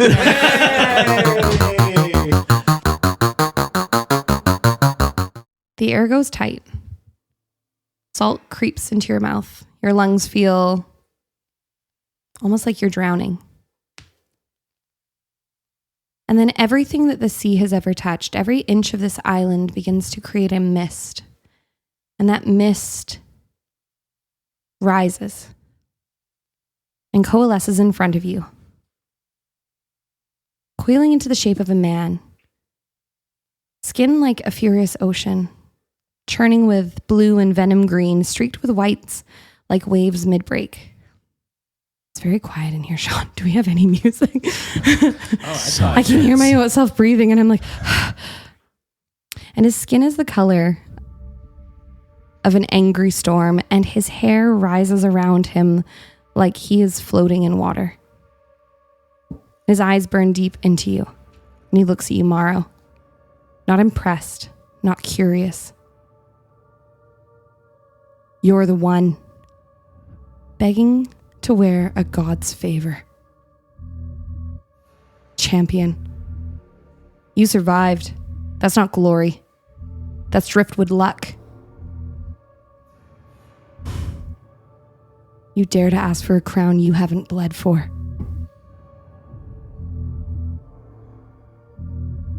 Tell me how you've earned this. You know. What do you think I know?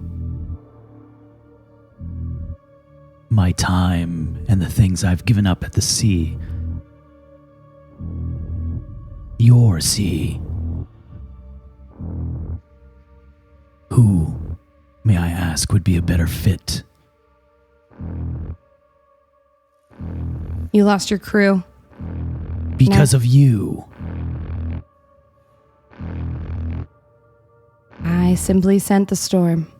Exactly. You weren't captain enough to survive it. True. But I was captain enough to do something about it. You hold a title that should have died with them. Oof, man, that hits Mawrow hard. You don't deserve a crew. You don't deserve a ship.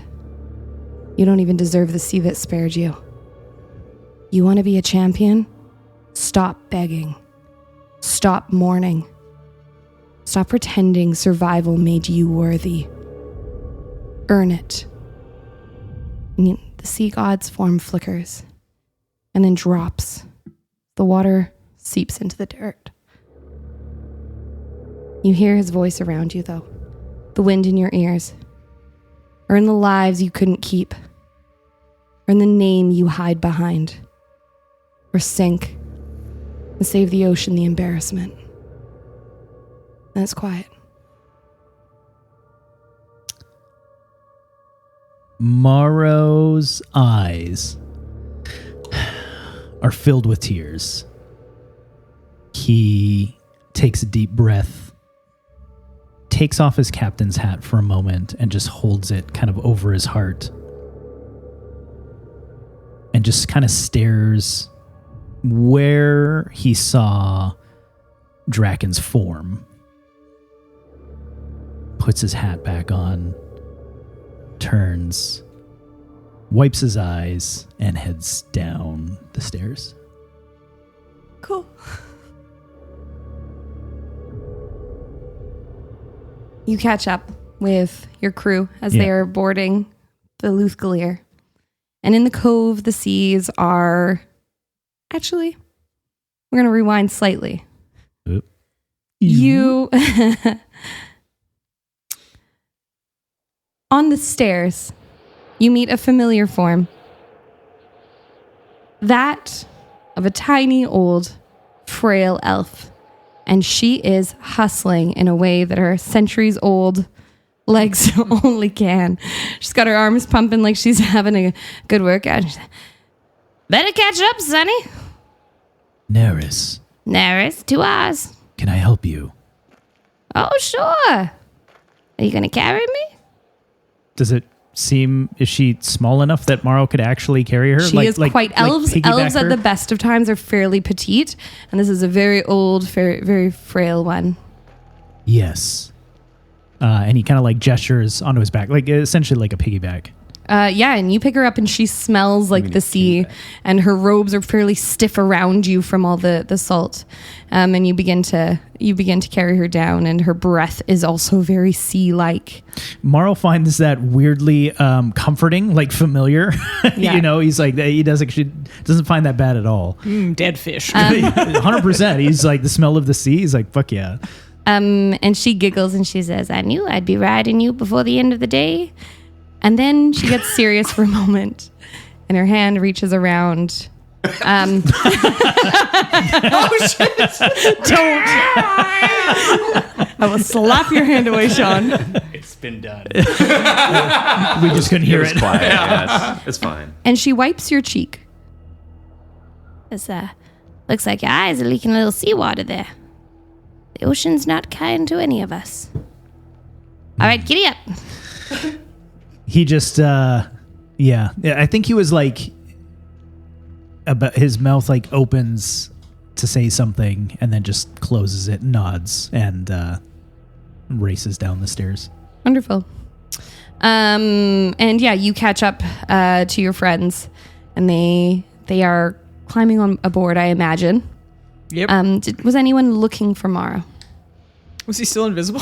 I No. think if he had shown himself outside the caves, then yes. But if he was invisible before, or like if he had stayed invisible, then no. Okay, sounds good. Yeah. Yeah, you climb aboard, and Valkyr has he and his 2 tidewalkers, windwalkers, are ready to go, and they are waiting for you. He smiles down at you, Mawrow, and says, well, it seems like the seas be waiting for us now, exactly how we supposed. Ready? Ready more than ever. Let's go. And then he looks at surprise at Neris, who's on your back, and says, Neris, you'll be leaving with us then?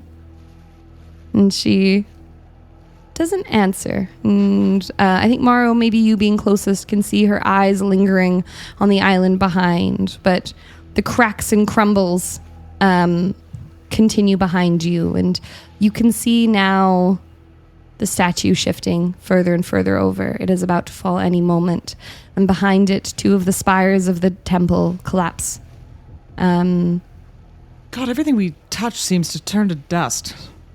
Well, don't touch me then. Oh, wait, I'm already all over your pussycat. Well. And she climbs aboard the ship and goes, well, might as well. Mawrow, boards the ship. Boards the ship, climbs aboard, does up his seatbelt. Yep. Perfect, amazing. And you all make your way into the ocean. And at first, the sea is exactly how it was coming in. The waves and the storm in the distance, with this part shockingly calm. Behind you, you hear an almighty crack, and then the sound of splintering crumbling as you watch as the statue of Draken, Fim, collapses. The seas are quiet around you. You watch as the temple drops down into the island, it becoming almost like a crater, slowly folding in on itself. And somewhere beneath this chaos, beneath this destruction, and beneath the waves, somewhere you know is Tamsin, still bound to her obsidian shards. And from beside you, Mawrow, you hear, Fim won't be liking that. Not one bit. and then a massive piece of the island falls and crashes into the ocean, much like an iceberg sort of calving, and the wave picks up behind, and Valkyr and his windwalkers, they seem to turn this wave into movement, propelling the ship forward, just barely riding this wave. And then the sea shifts. Not waves, intent. The sky folds in on itself like it's being embarrassed to be seen doing this in public. A deep grinding thunder rolls across the water, old, irritated, and absolutely certain that you should be fearing it. And the wind hits. Judgment. The ship lurches like it's being slapped. Mawrow, from behind you, you hear laughter. This time not Neris. Valkyr. And he grins. Hi. There you are. And he tilts his head, watching the storm like it's a problem. And like it's just walked into a fight it's about to lose. Well, I think that Draken's noticed you. Let's make sure we're something worth noticing. And lightning fractures the sky, hovering instead of striking, like it's waiting for something. And the sea rises, towering and unnatural, before smashing down beside you. This isn't weather. This is a god throwing a tantrum.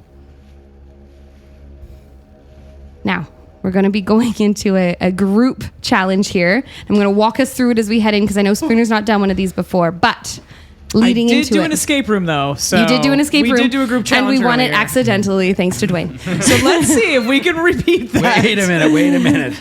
That was pure brilliance on my part. Yeah, Agreed. sorry. Agreed. Yes, They just we all forgot won to it lock the door. accidentally. Dwayne rocked it. Well, now you make it sound like I stand on. Never mind. Valkyr spins at the helm, soaked instantly, hair whipping around like a war banner, just as the rain begins to come down in a deluge. Listen up, he bellows over the screaming wind. This ain't a storm you survive, it's one you humiliate. The ship slams sideways with this wave again. I don't care what you do, you pray, you swear, you break reality, or you talk shite to the ocean, just keep us moving. And don't let this overgrown temper tantrum think it's winning.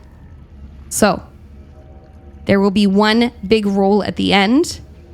I have a DC set. That DC is written down. I'm going to ask all of you quickly what you do to make this situation better.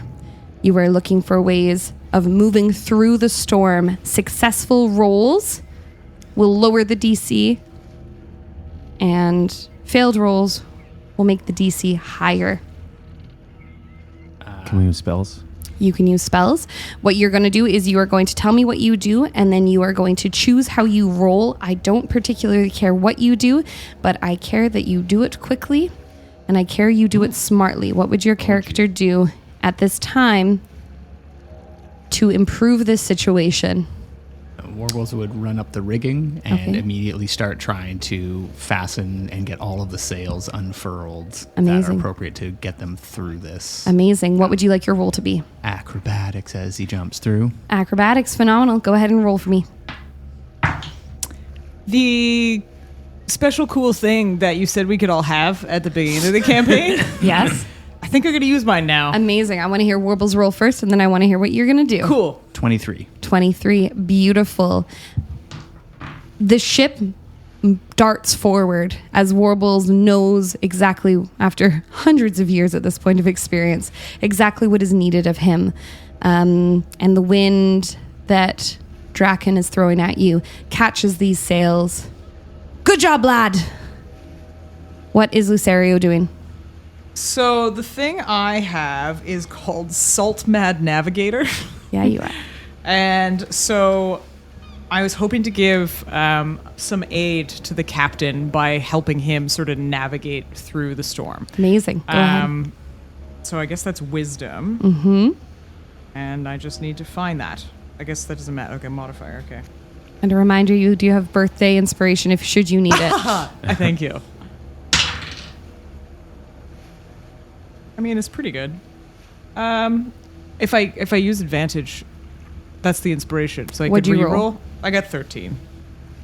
I would Good, use- +9. Wait. +9. Yeah. Yeah. So yeah, 22. Excellent. You point out a hidden swell, one that would have potentially capsized the ship, and they are able to turn into it, and using their windwalkers are able to climb over this absolute mountain of a wave and come down on the other side fairly unharmed, though a little green around the gills. And I would just be like essentially tied to the front mast. I've tied myself to like the front, and I'm just cackling into the wind. Like Phenomenal. Yeah. One of your ropes begins to come loose, and you watch as a black lace hand reaches around and tightens that rope a little for you. Thank you, my lady. What may or may not have been a kiss on the cheek, and then the wind returns, and the moment is gone. What's everyone else doing? Eldric's going to cast Control Water to basically make like a little wave for us to surf on for up to 10 minutes. Amazing. Do you need to roll for that or anything? It's a strength 17, but it essentially allows you to move like where did it go? 100 foot. 17? 100 foot chunk. Yeah. So it's a strength save. Yeah. I'm going to roll at disadvantage, as I'm going to say one that you are working essentially in tandem with these other windwalkers. Does it come with like a super sick like Beach Boys soundtrack? I've rolled a natural 2. Oh, Beach the point. Again, the ship propels forward. What are Mawrow and Sue doing in this moment? Sue's going to take a length of rope that's been sitting on just on the deck. He is going to actually wrap that around the windwalkers, around their feet with a slip knot. That slip knot is the rope going back over itself with 3 little twirls and it pulling through. He's going to show them how the slip knot actually will come out if they need to get away from the ship, but he'll rewrap it and he'll slip knot them into place. Kinky. I would love for you to argue your roll and then roll it for me, please. Sleight of hand? Sleight of hand sounds good to me. Always comes back to feet for you, eh? Always back to feet. So 13 and 15 is 13, 15 is 28. Now more secure than ever, the windwalkers are able to focus instead of keeping their feet instead on what they are doing, and the ship continues to propel through the storm. Mawrow.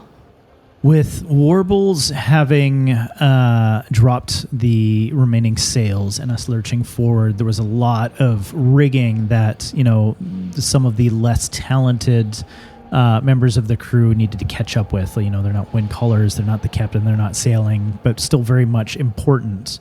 Mawrow is running around and assisting them with bardic inspiration. Phenomenal. I am going to get you to roll me persuasion. Interesting.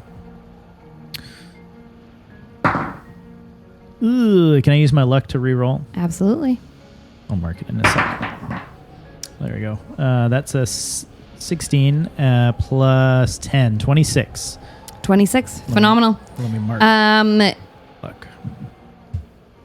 I thought you said fuck. Let me mark I was like, fuck. no, it was good. More than ever, the crew is inspired. Their hands are steady. And despite the fact that they know they are up against a storm sent by a god, they are... I had nothing to do with this. That's how you inspire them? You're just going around to every crew member. Just so you know. You're doing a great job, and I did not. Look at me. I had nothing to do with this. I'm the captain now. All right. I'm going to roll.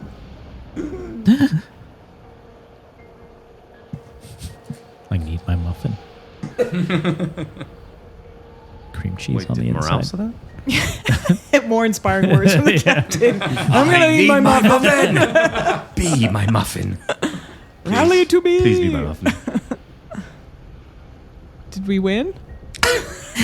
Game over, yay! The storm surges harder than ever. No. Everything is pressure and rage and a sky that feels like it's leaning too close.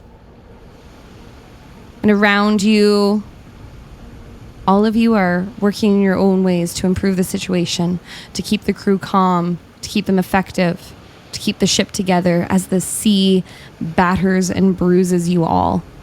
And Valkyr has stopped laughing, but he looks worse for it. Sharper, wilder. Like something in him has finally decided that politeness is off the table. Oh, what is this? He yells into the storm. This is your big moment. And lightning coils and snaps. Mawrow, I'm going to say in this moment, you see the hand behind the storm. If only for your most recent interaction with this god, you recognize that this is no regular lightning, but almost like a whip held in a god's hand. And the sea rises again higher and closer, and the waves more eager than ever to sink you. And Valkyr leans forward into it, gripping the wheel like he's about to steer straight into this wall of water. Dragging your feet, are we? This is your divine fury? This is the best you've got? And he laughs and spits into the wind. Straight back in his face. You're not a storm, you insecure little bitch.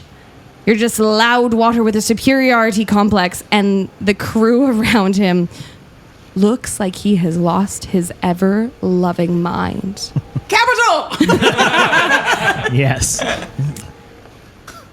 Yet I will say that in this moment, Mawrow, you see the hand that holds this storm hesitate. Just for a moment. The thunder pauses before rumbling back across. Almost like it's not sure whether to be offended or impressed. And Valkyr keeps going, his voice cracking into something that's almost half laugh, half rage. You hear me, Draken?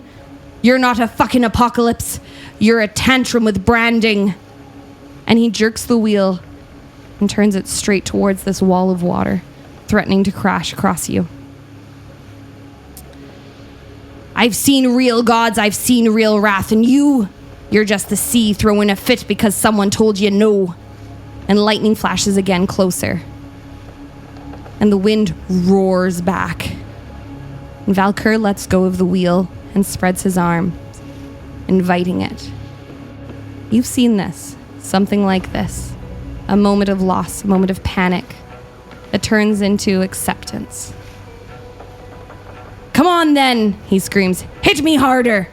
Prove me wrong, you glorified puddle of piss. And there's a beat. And the ship begins to crest this wall. And something shifts. Not defeat. Not mercy. Recognition. Like the storm has finally decided that this sailor is not prey. And the wave bends, not away, but around.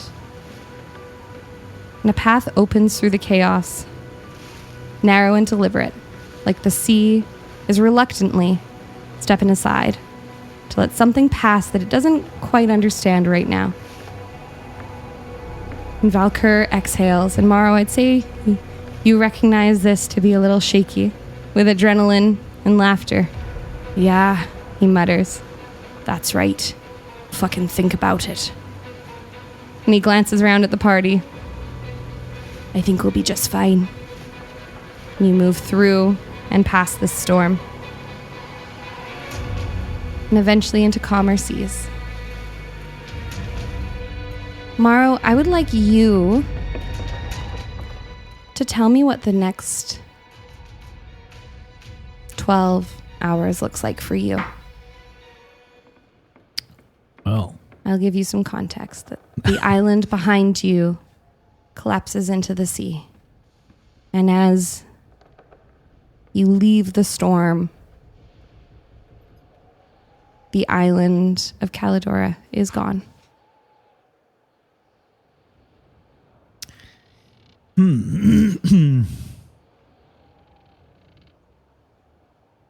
Mawrow, to start, would go to Valkyr. Mm-hmm. And he just stands next to him for a while. Not a god. You said when we first met, your dog gave you that. The clasp. He did. Yes.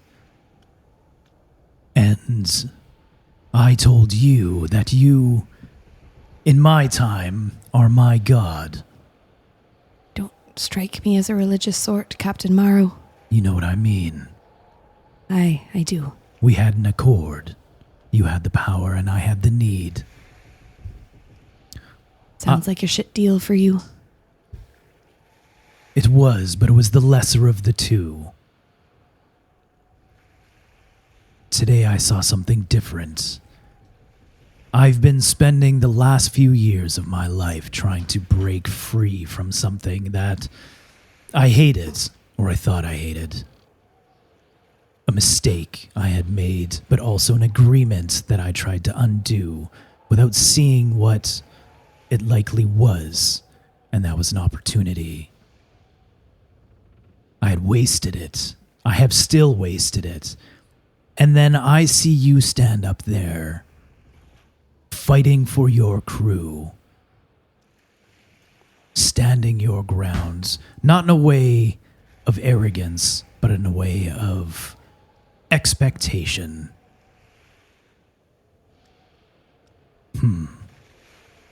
I respect that. And I can't help but think this is why you ended up being my god. Again, not of the religious sort. No, not us. Happy to piss on him, though. So what now? What made you... And he, doesn't even finish the thought. And he just kind of looks at Valkyr and nods his head and heads to his quarters. And he just quietly goes in there and sits with his sketchbook. Okay. What does he sketch? Or what does he look at? He's looking over the runes, but then also starts looking back from years past, some of his crew.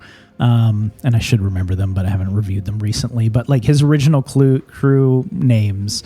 And he had sketched figurines that he would carve and leave them as call them peace offerings. It was more just symbolism. It was his guiding light, his way of remembering what he was supposed to be doing in the first place. And he hasn't done that for years. Yeah. His focus had shifted, and tears just start to pour from his eyes and wets his notebook. And he takes out his old blade and finds a piece of wood and starts to carve. Awesome. Is anybody else doing anything on the trek back to Apotheos? I'd probably go right up to the captain and clasp his shoulder and go in for just a hell of a handshake. Well done, sir. I have not seen sailing like that in a dog's age. That was quite something. Very impressive. And he shakes your hand back, shaky, a little tremulous, kind of that like adrenaline fallout of a man who had a crew's lives in his hands and was pretty sure they were about to die. Oh, what a day to die, though. It could have been amazing. But once again, navigated beautifully. I offer my congratulations. Really, really, what a ride. Quite something. I have part of that. I have you to thank for some of that. Well, crew, we're all in it together, right? You, me, the storm, let's go. That was great. Maybe not for a few more days. I need to get this ship fixed, and I have a lot to think about. Roll me an insight. So good at those. Well, these are like alphabetical, right? 13. He runs his hand over a clasp on his wrist, and seems deep in thought, and then smiles and nods at you and begins to walk away and says, was there anything else? Of course not. Off you go then. And he heads off. Anything else anyone else is up to? Sue would just pop the loops on everybody's feet, the Woodwalker's feet. Perfect. He'll just nod at them, nod at the captain as well. A moment of being well done. Mm-hmm. And I think Sue would retreat down to a bunk downstairs. Wonderful. Probably one that he's occupied before. Of course. And then he would cast his ethereal. Etherealness. Yeah. He would cast himself into his ethereal plane. Wonderful. You enter your blue-gray space. It seems to go on forever. And in the distance, you see a figure with their back turned to you. Again, a dark cape. This one a little more ragged, but still strong. Broad shoulders, a cowl. This time they turn to you before you can get to them. Zarek nods at you. Hey, Ben. Doing better. You look tattered. I have been working my way through the flower dens. Is she there? She is not. I am choosing to think of that as a good thing. We need to find her. I'm working on it. I know. Your request from last time? It would put his hands on his shoulders. You mean the weapon I can throw that looks like me? Yeah. Yes. I was looking at 2 scimitars pushed together. Little tips for ears. Tips for ears. Sort of like my cape when it's out. Yeah. Amazing. I could fuse them together and I could launch them. Yeah. Like it. That and a wire. Ooh. So I could rappel up things. Wait, rappelling's down. Ascend up. Anyway, go up things, yes. Ooh, attached to a belt. I'm into it. I was thinking about nipples on my outfit, but I thought it might be too much. Your abs look great. Thank you. I've been solo a lot of time for sit-ups. Fantastic. Been a week. It has. I've died once. Wow. How was that? Not great. No? Wouldn't recommend it? No. No. No. Well, I wasn't there. You weren't there. No, nor was Gilda. No. So, no wonder it wasn't so great. It was not great. No. Ego took a beating. Oh. I imagine. Well, you're still coming back, right? Yeah. Good. Sue would actually pass him the drawing of the scimitars. Wow. Can't wait. I thought you were supposed to be back in a day. Been 7. I know. Well, They're a little slower than usual. I can move quickly. yeah, Warbles can move quickly. very. You know, I think Mawrow might be the quickest of you all, though. Mother. You're not here. Somewhere, Warbles' jelly just goes. He doesn't know why. Feels ethereal. I'll keep looking. Keep looking. I found something interesting. One of the flower dens. Say more. The flower, it's not wheat. What is it? Seems to be dried, desiccated, and powdered crickets. That's not a bad thing. Good for protein. Good for profit. Good for profit. All right. Any other requests for me? No, just keep your eye out for her. Keep looking. Got a couple more leads. Perfect. I'll be back as soon as I can. See you soon. You bet. He reaches around. Just kidding. Fade to black. Eldric and Warbles. What are the two of you get up to in your trip back? We played Uno.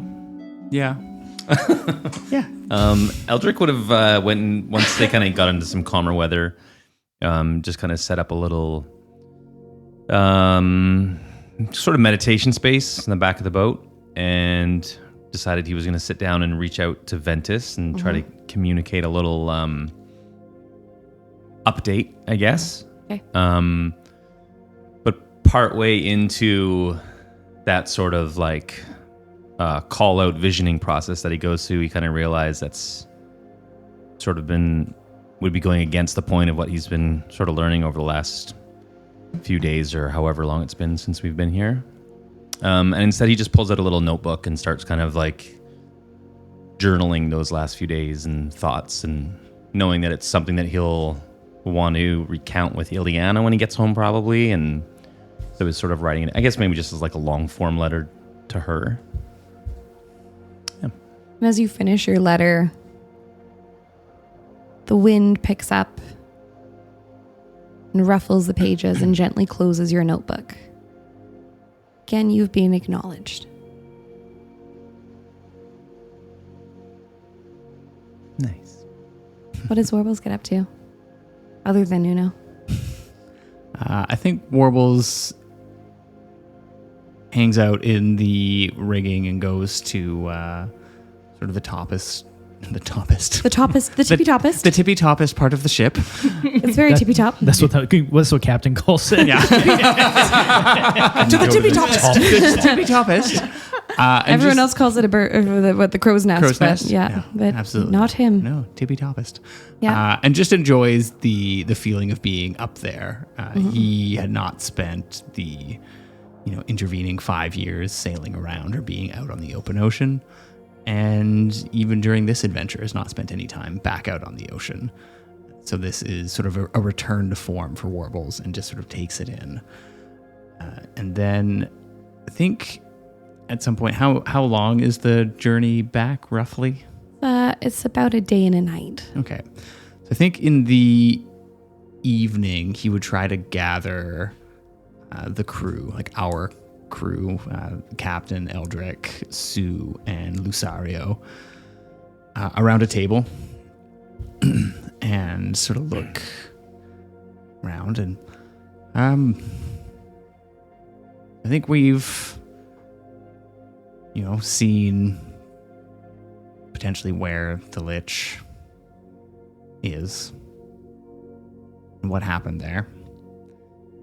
I'm not sure if the next steps are for us to return back, whether Tamsin lost her voice, or if that was what she had given up, or whether there's still anything to be done here. But I do know that the next steps are probably going to be very challenging. And I also know that everyone around this table is carrying something with them that has happened over the intervening 5 years. I've been chatting to some of you and caught glimpses of things. It's secrets. It's your own personal dealings. But if we're to work as a crew together, I think it's important that we try just to all be on the same page here. If we're carrying something into this fight and the rest of us are unaware of it, it might be impacting our judgment, our motives, what have you. I think it's fair to say that the rest of us deserve the opportunity to know about that. So, this is a calm moment that we have the opportunity to speak freely amongst each other about what has transpired. I know, Sue, we spoke. Yep. Yeah, you over there. Whoa. We spoke briefly in Tamsin's lab about what you were up to. Yeah. I'm not going to pull that out kicking and screaming, but it was a bit of a bombshell. I'll start, just in the sake of the fact that I brought you all here.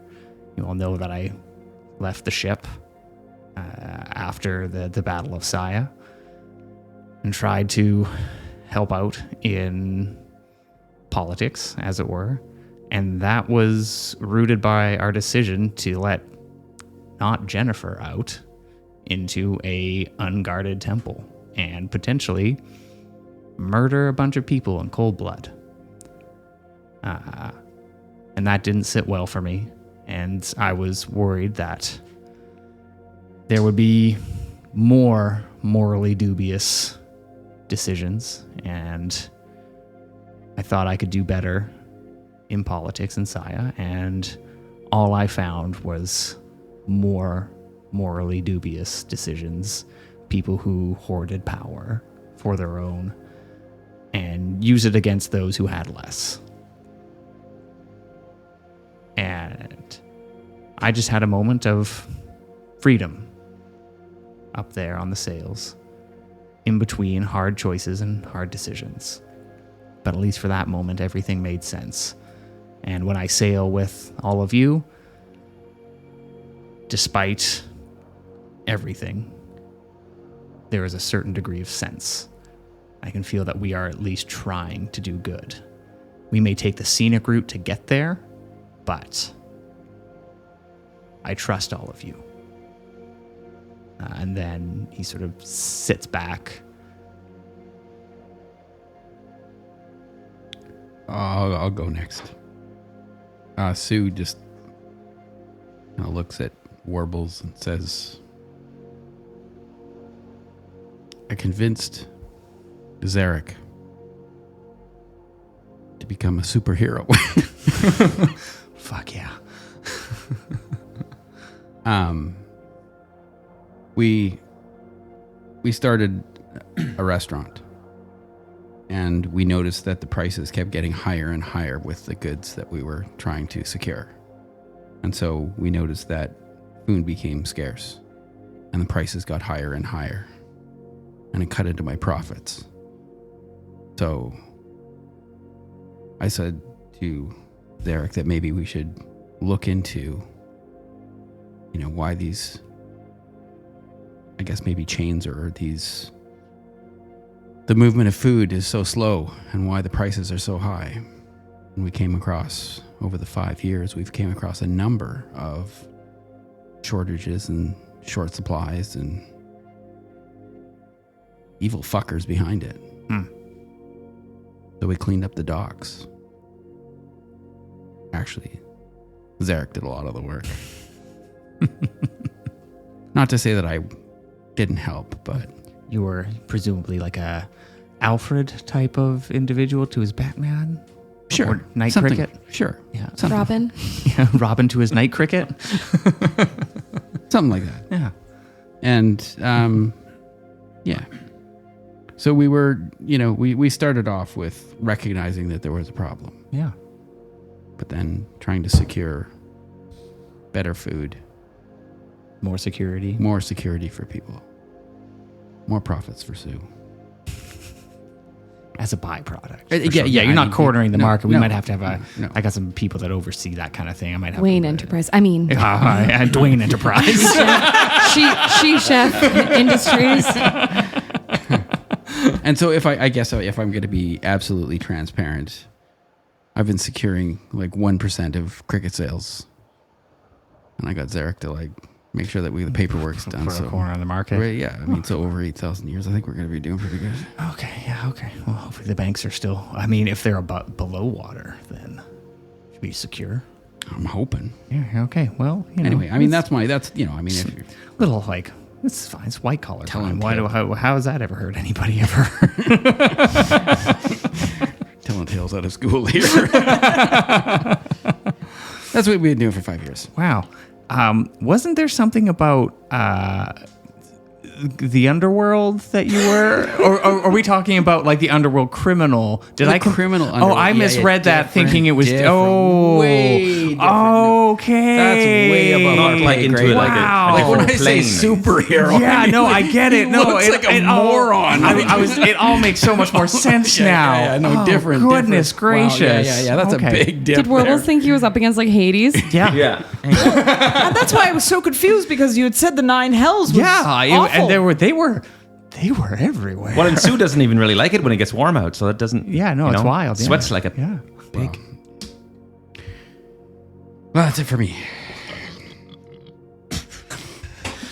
Well, I'd say for me, it's probably been the most obvious, and I've been fairly upfront about what's been going on the tales of our last adventures together. I was enjoying the freedom that Grim introduced me to, and I just kind of kept pursuing that, and found freedom from the mushrooms I was spending too much time with. I ended up actually taking on the gang that was hanging out around Reinhold and that was after me, and managed to chase them away eventually, and met this girl. Well, didn't really meet her. I've known her for quite some time. A lovely lady named Ileana, and have a bit of a long history together. I actually did pretty bad by her a long time ago, and we managed to talk way through that and had some nice nights together. And well, if I'm being honest, when Grim told me it was time to come back and find the captain again and head out, we did a sexual intercourse. Love. Oh. Yeah, it's been a long. What's it been? A month since Don't we've been here? describe it. No, sorry. Well, no, sorry. That wasn't very long. That was pretty quick. But anyways, so yeah, that's what I'm motivated by. You and I are quite similar in that, as it were. Yes. I too am motivated by love. You know Eliana. No, God. She sounds wonderful, I'm sure. But, Yes. as you know about love, wooing a woman is about having good sex and committing unspeakable acts of violence for one another. And you may have noticed in me that I am pursuing death. Death is an old lover of mine, and I'm hoping to tango with her once again. Yes, wooing is about love, and love is about ripping another man's heart out and presenting it to your wife if he has ever insulted her. And that's exactly why I'm here. The Lich flies in the face of death, and I was sent back by death to make this wrong right. I would kill for her. I would die for her. Either way, what bliss. So, Eldric, let's do this together. For our lovers. What? I'm supposed to kill myself. Well, you can. That's a wonderful piece of And then we get absolutely railed. High five! We get Is that a... I don't know what that means. You will find out, buddy. You'll find out. Lucerio, Captain, please say something. You feel a lace hand stroke its way from your knee to mid-thigh before trailing away, though the captain sitting beside you's hands are up on the table. It was Eldric's Once foot. again, the sweet, fleeting touch of death.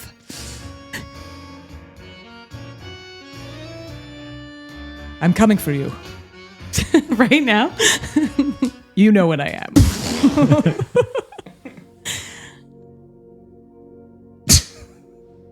Thank you, Sean. No problem. Right. Everybody looks to the captain. Let's wrap this up then. So what have you been doing the last 5 years, Mawrow? Captain Mawrow. Yes. Lying to myself. You all know I lost my crew some time ago. I made a decision for that ship to willingly go down. It was going down anyway. I was given the choice to stay behind, take on this clasp, answer to something called the Tide Caller. Turns out to be the captain of this very ship. At first, my intentions were pure. I did good after my crew, but I became obsessed with it. All I wanted to do was right the wrongs instead of accepting my mistake. It pushed me further and harder. I needed to exceed. Failure wasn't an option. I'm starting to see now that that has blinded me. Everything was about success at any cost, to the point of putting out my current crew in danger, having them question my integrity, their trust in me, and my ability to right things that are wrong.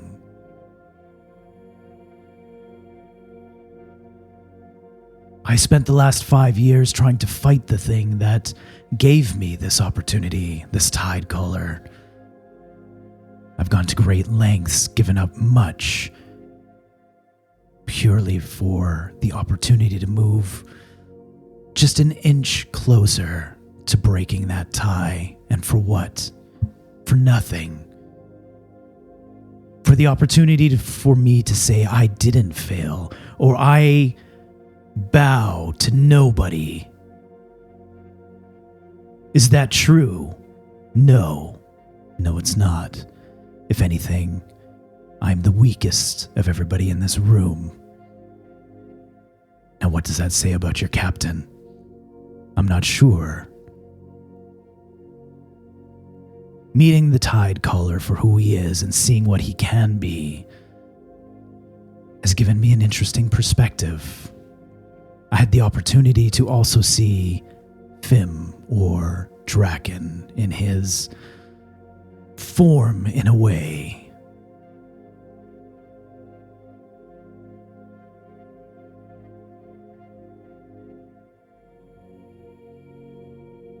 Being a captain is a challenge.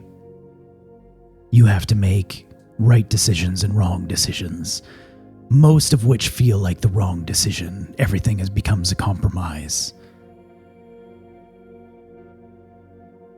But sometimes you have to make a decision that others don't agree with,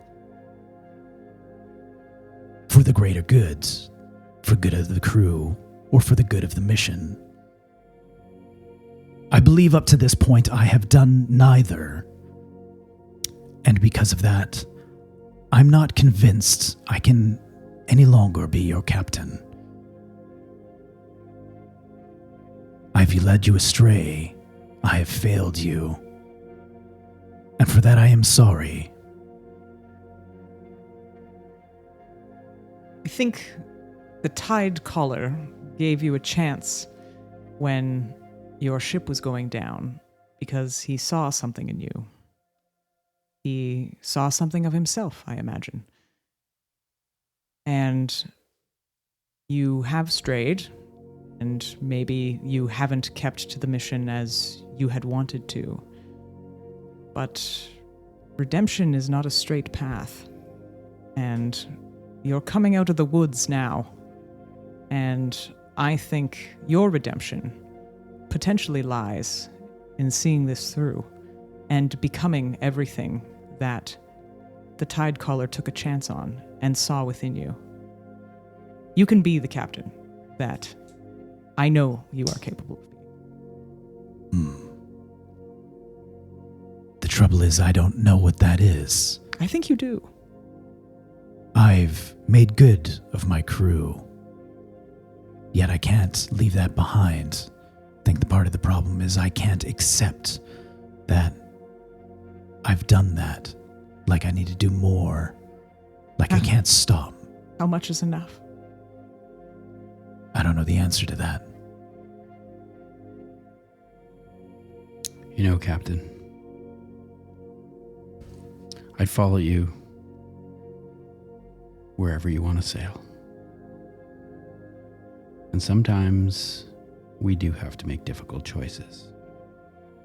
And we're going to get it wrong. And that's okay. Because we know what we don't want.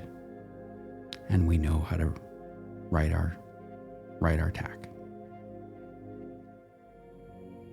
So sometimes we have to sail in the opposite direction so that we can turn around. Acceptance is the turnaround. There has been no other crew chosen to come back here to deal with this problem. There's been no other captain to come back here and deal with this problem. It is us. For whatever reason, I don't necessarily go in for gods, deities, and fate myself. Make of it what we do. But everyone around this table calls you their captain.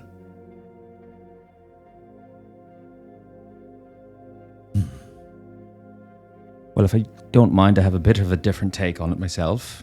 I knew you would.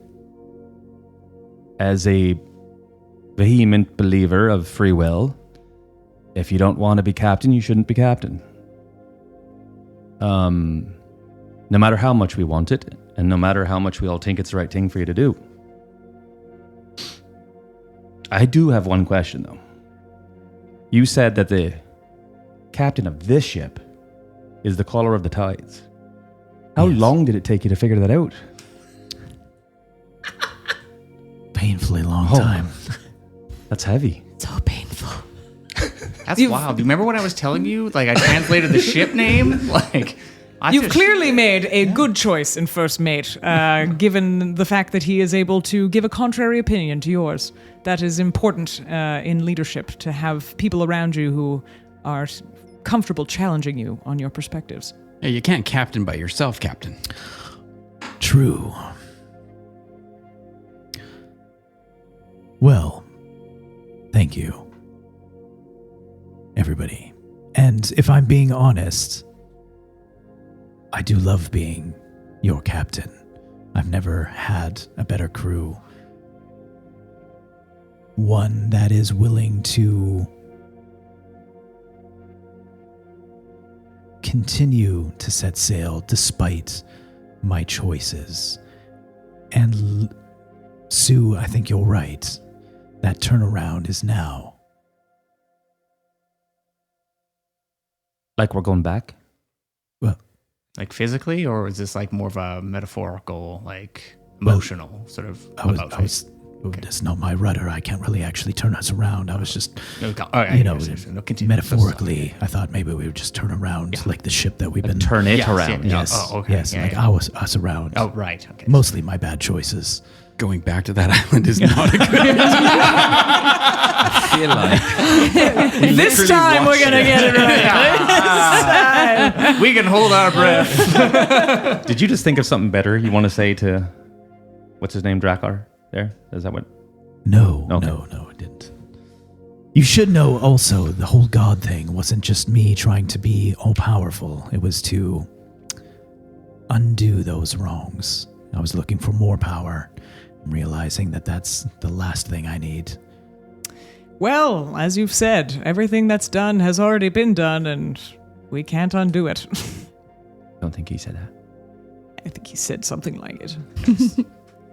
Somebody said it, I don't know. Paraphrasing at this point. Yeah. Perhaps.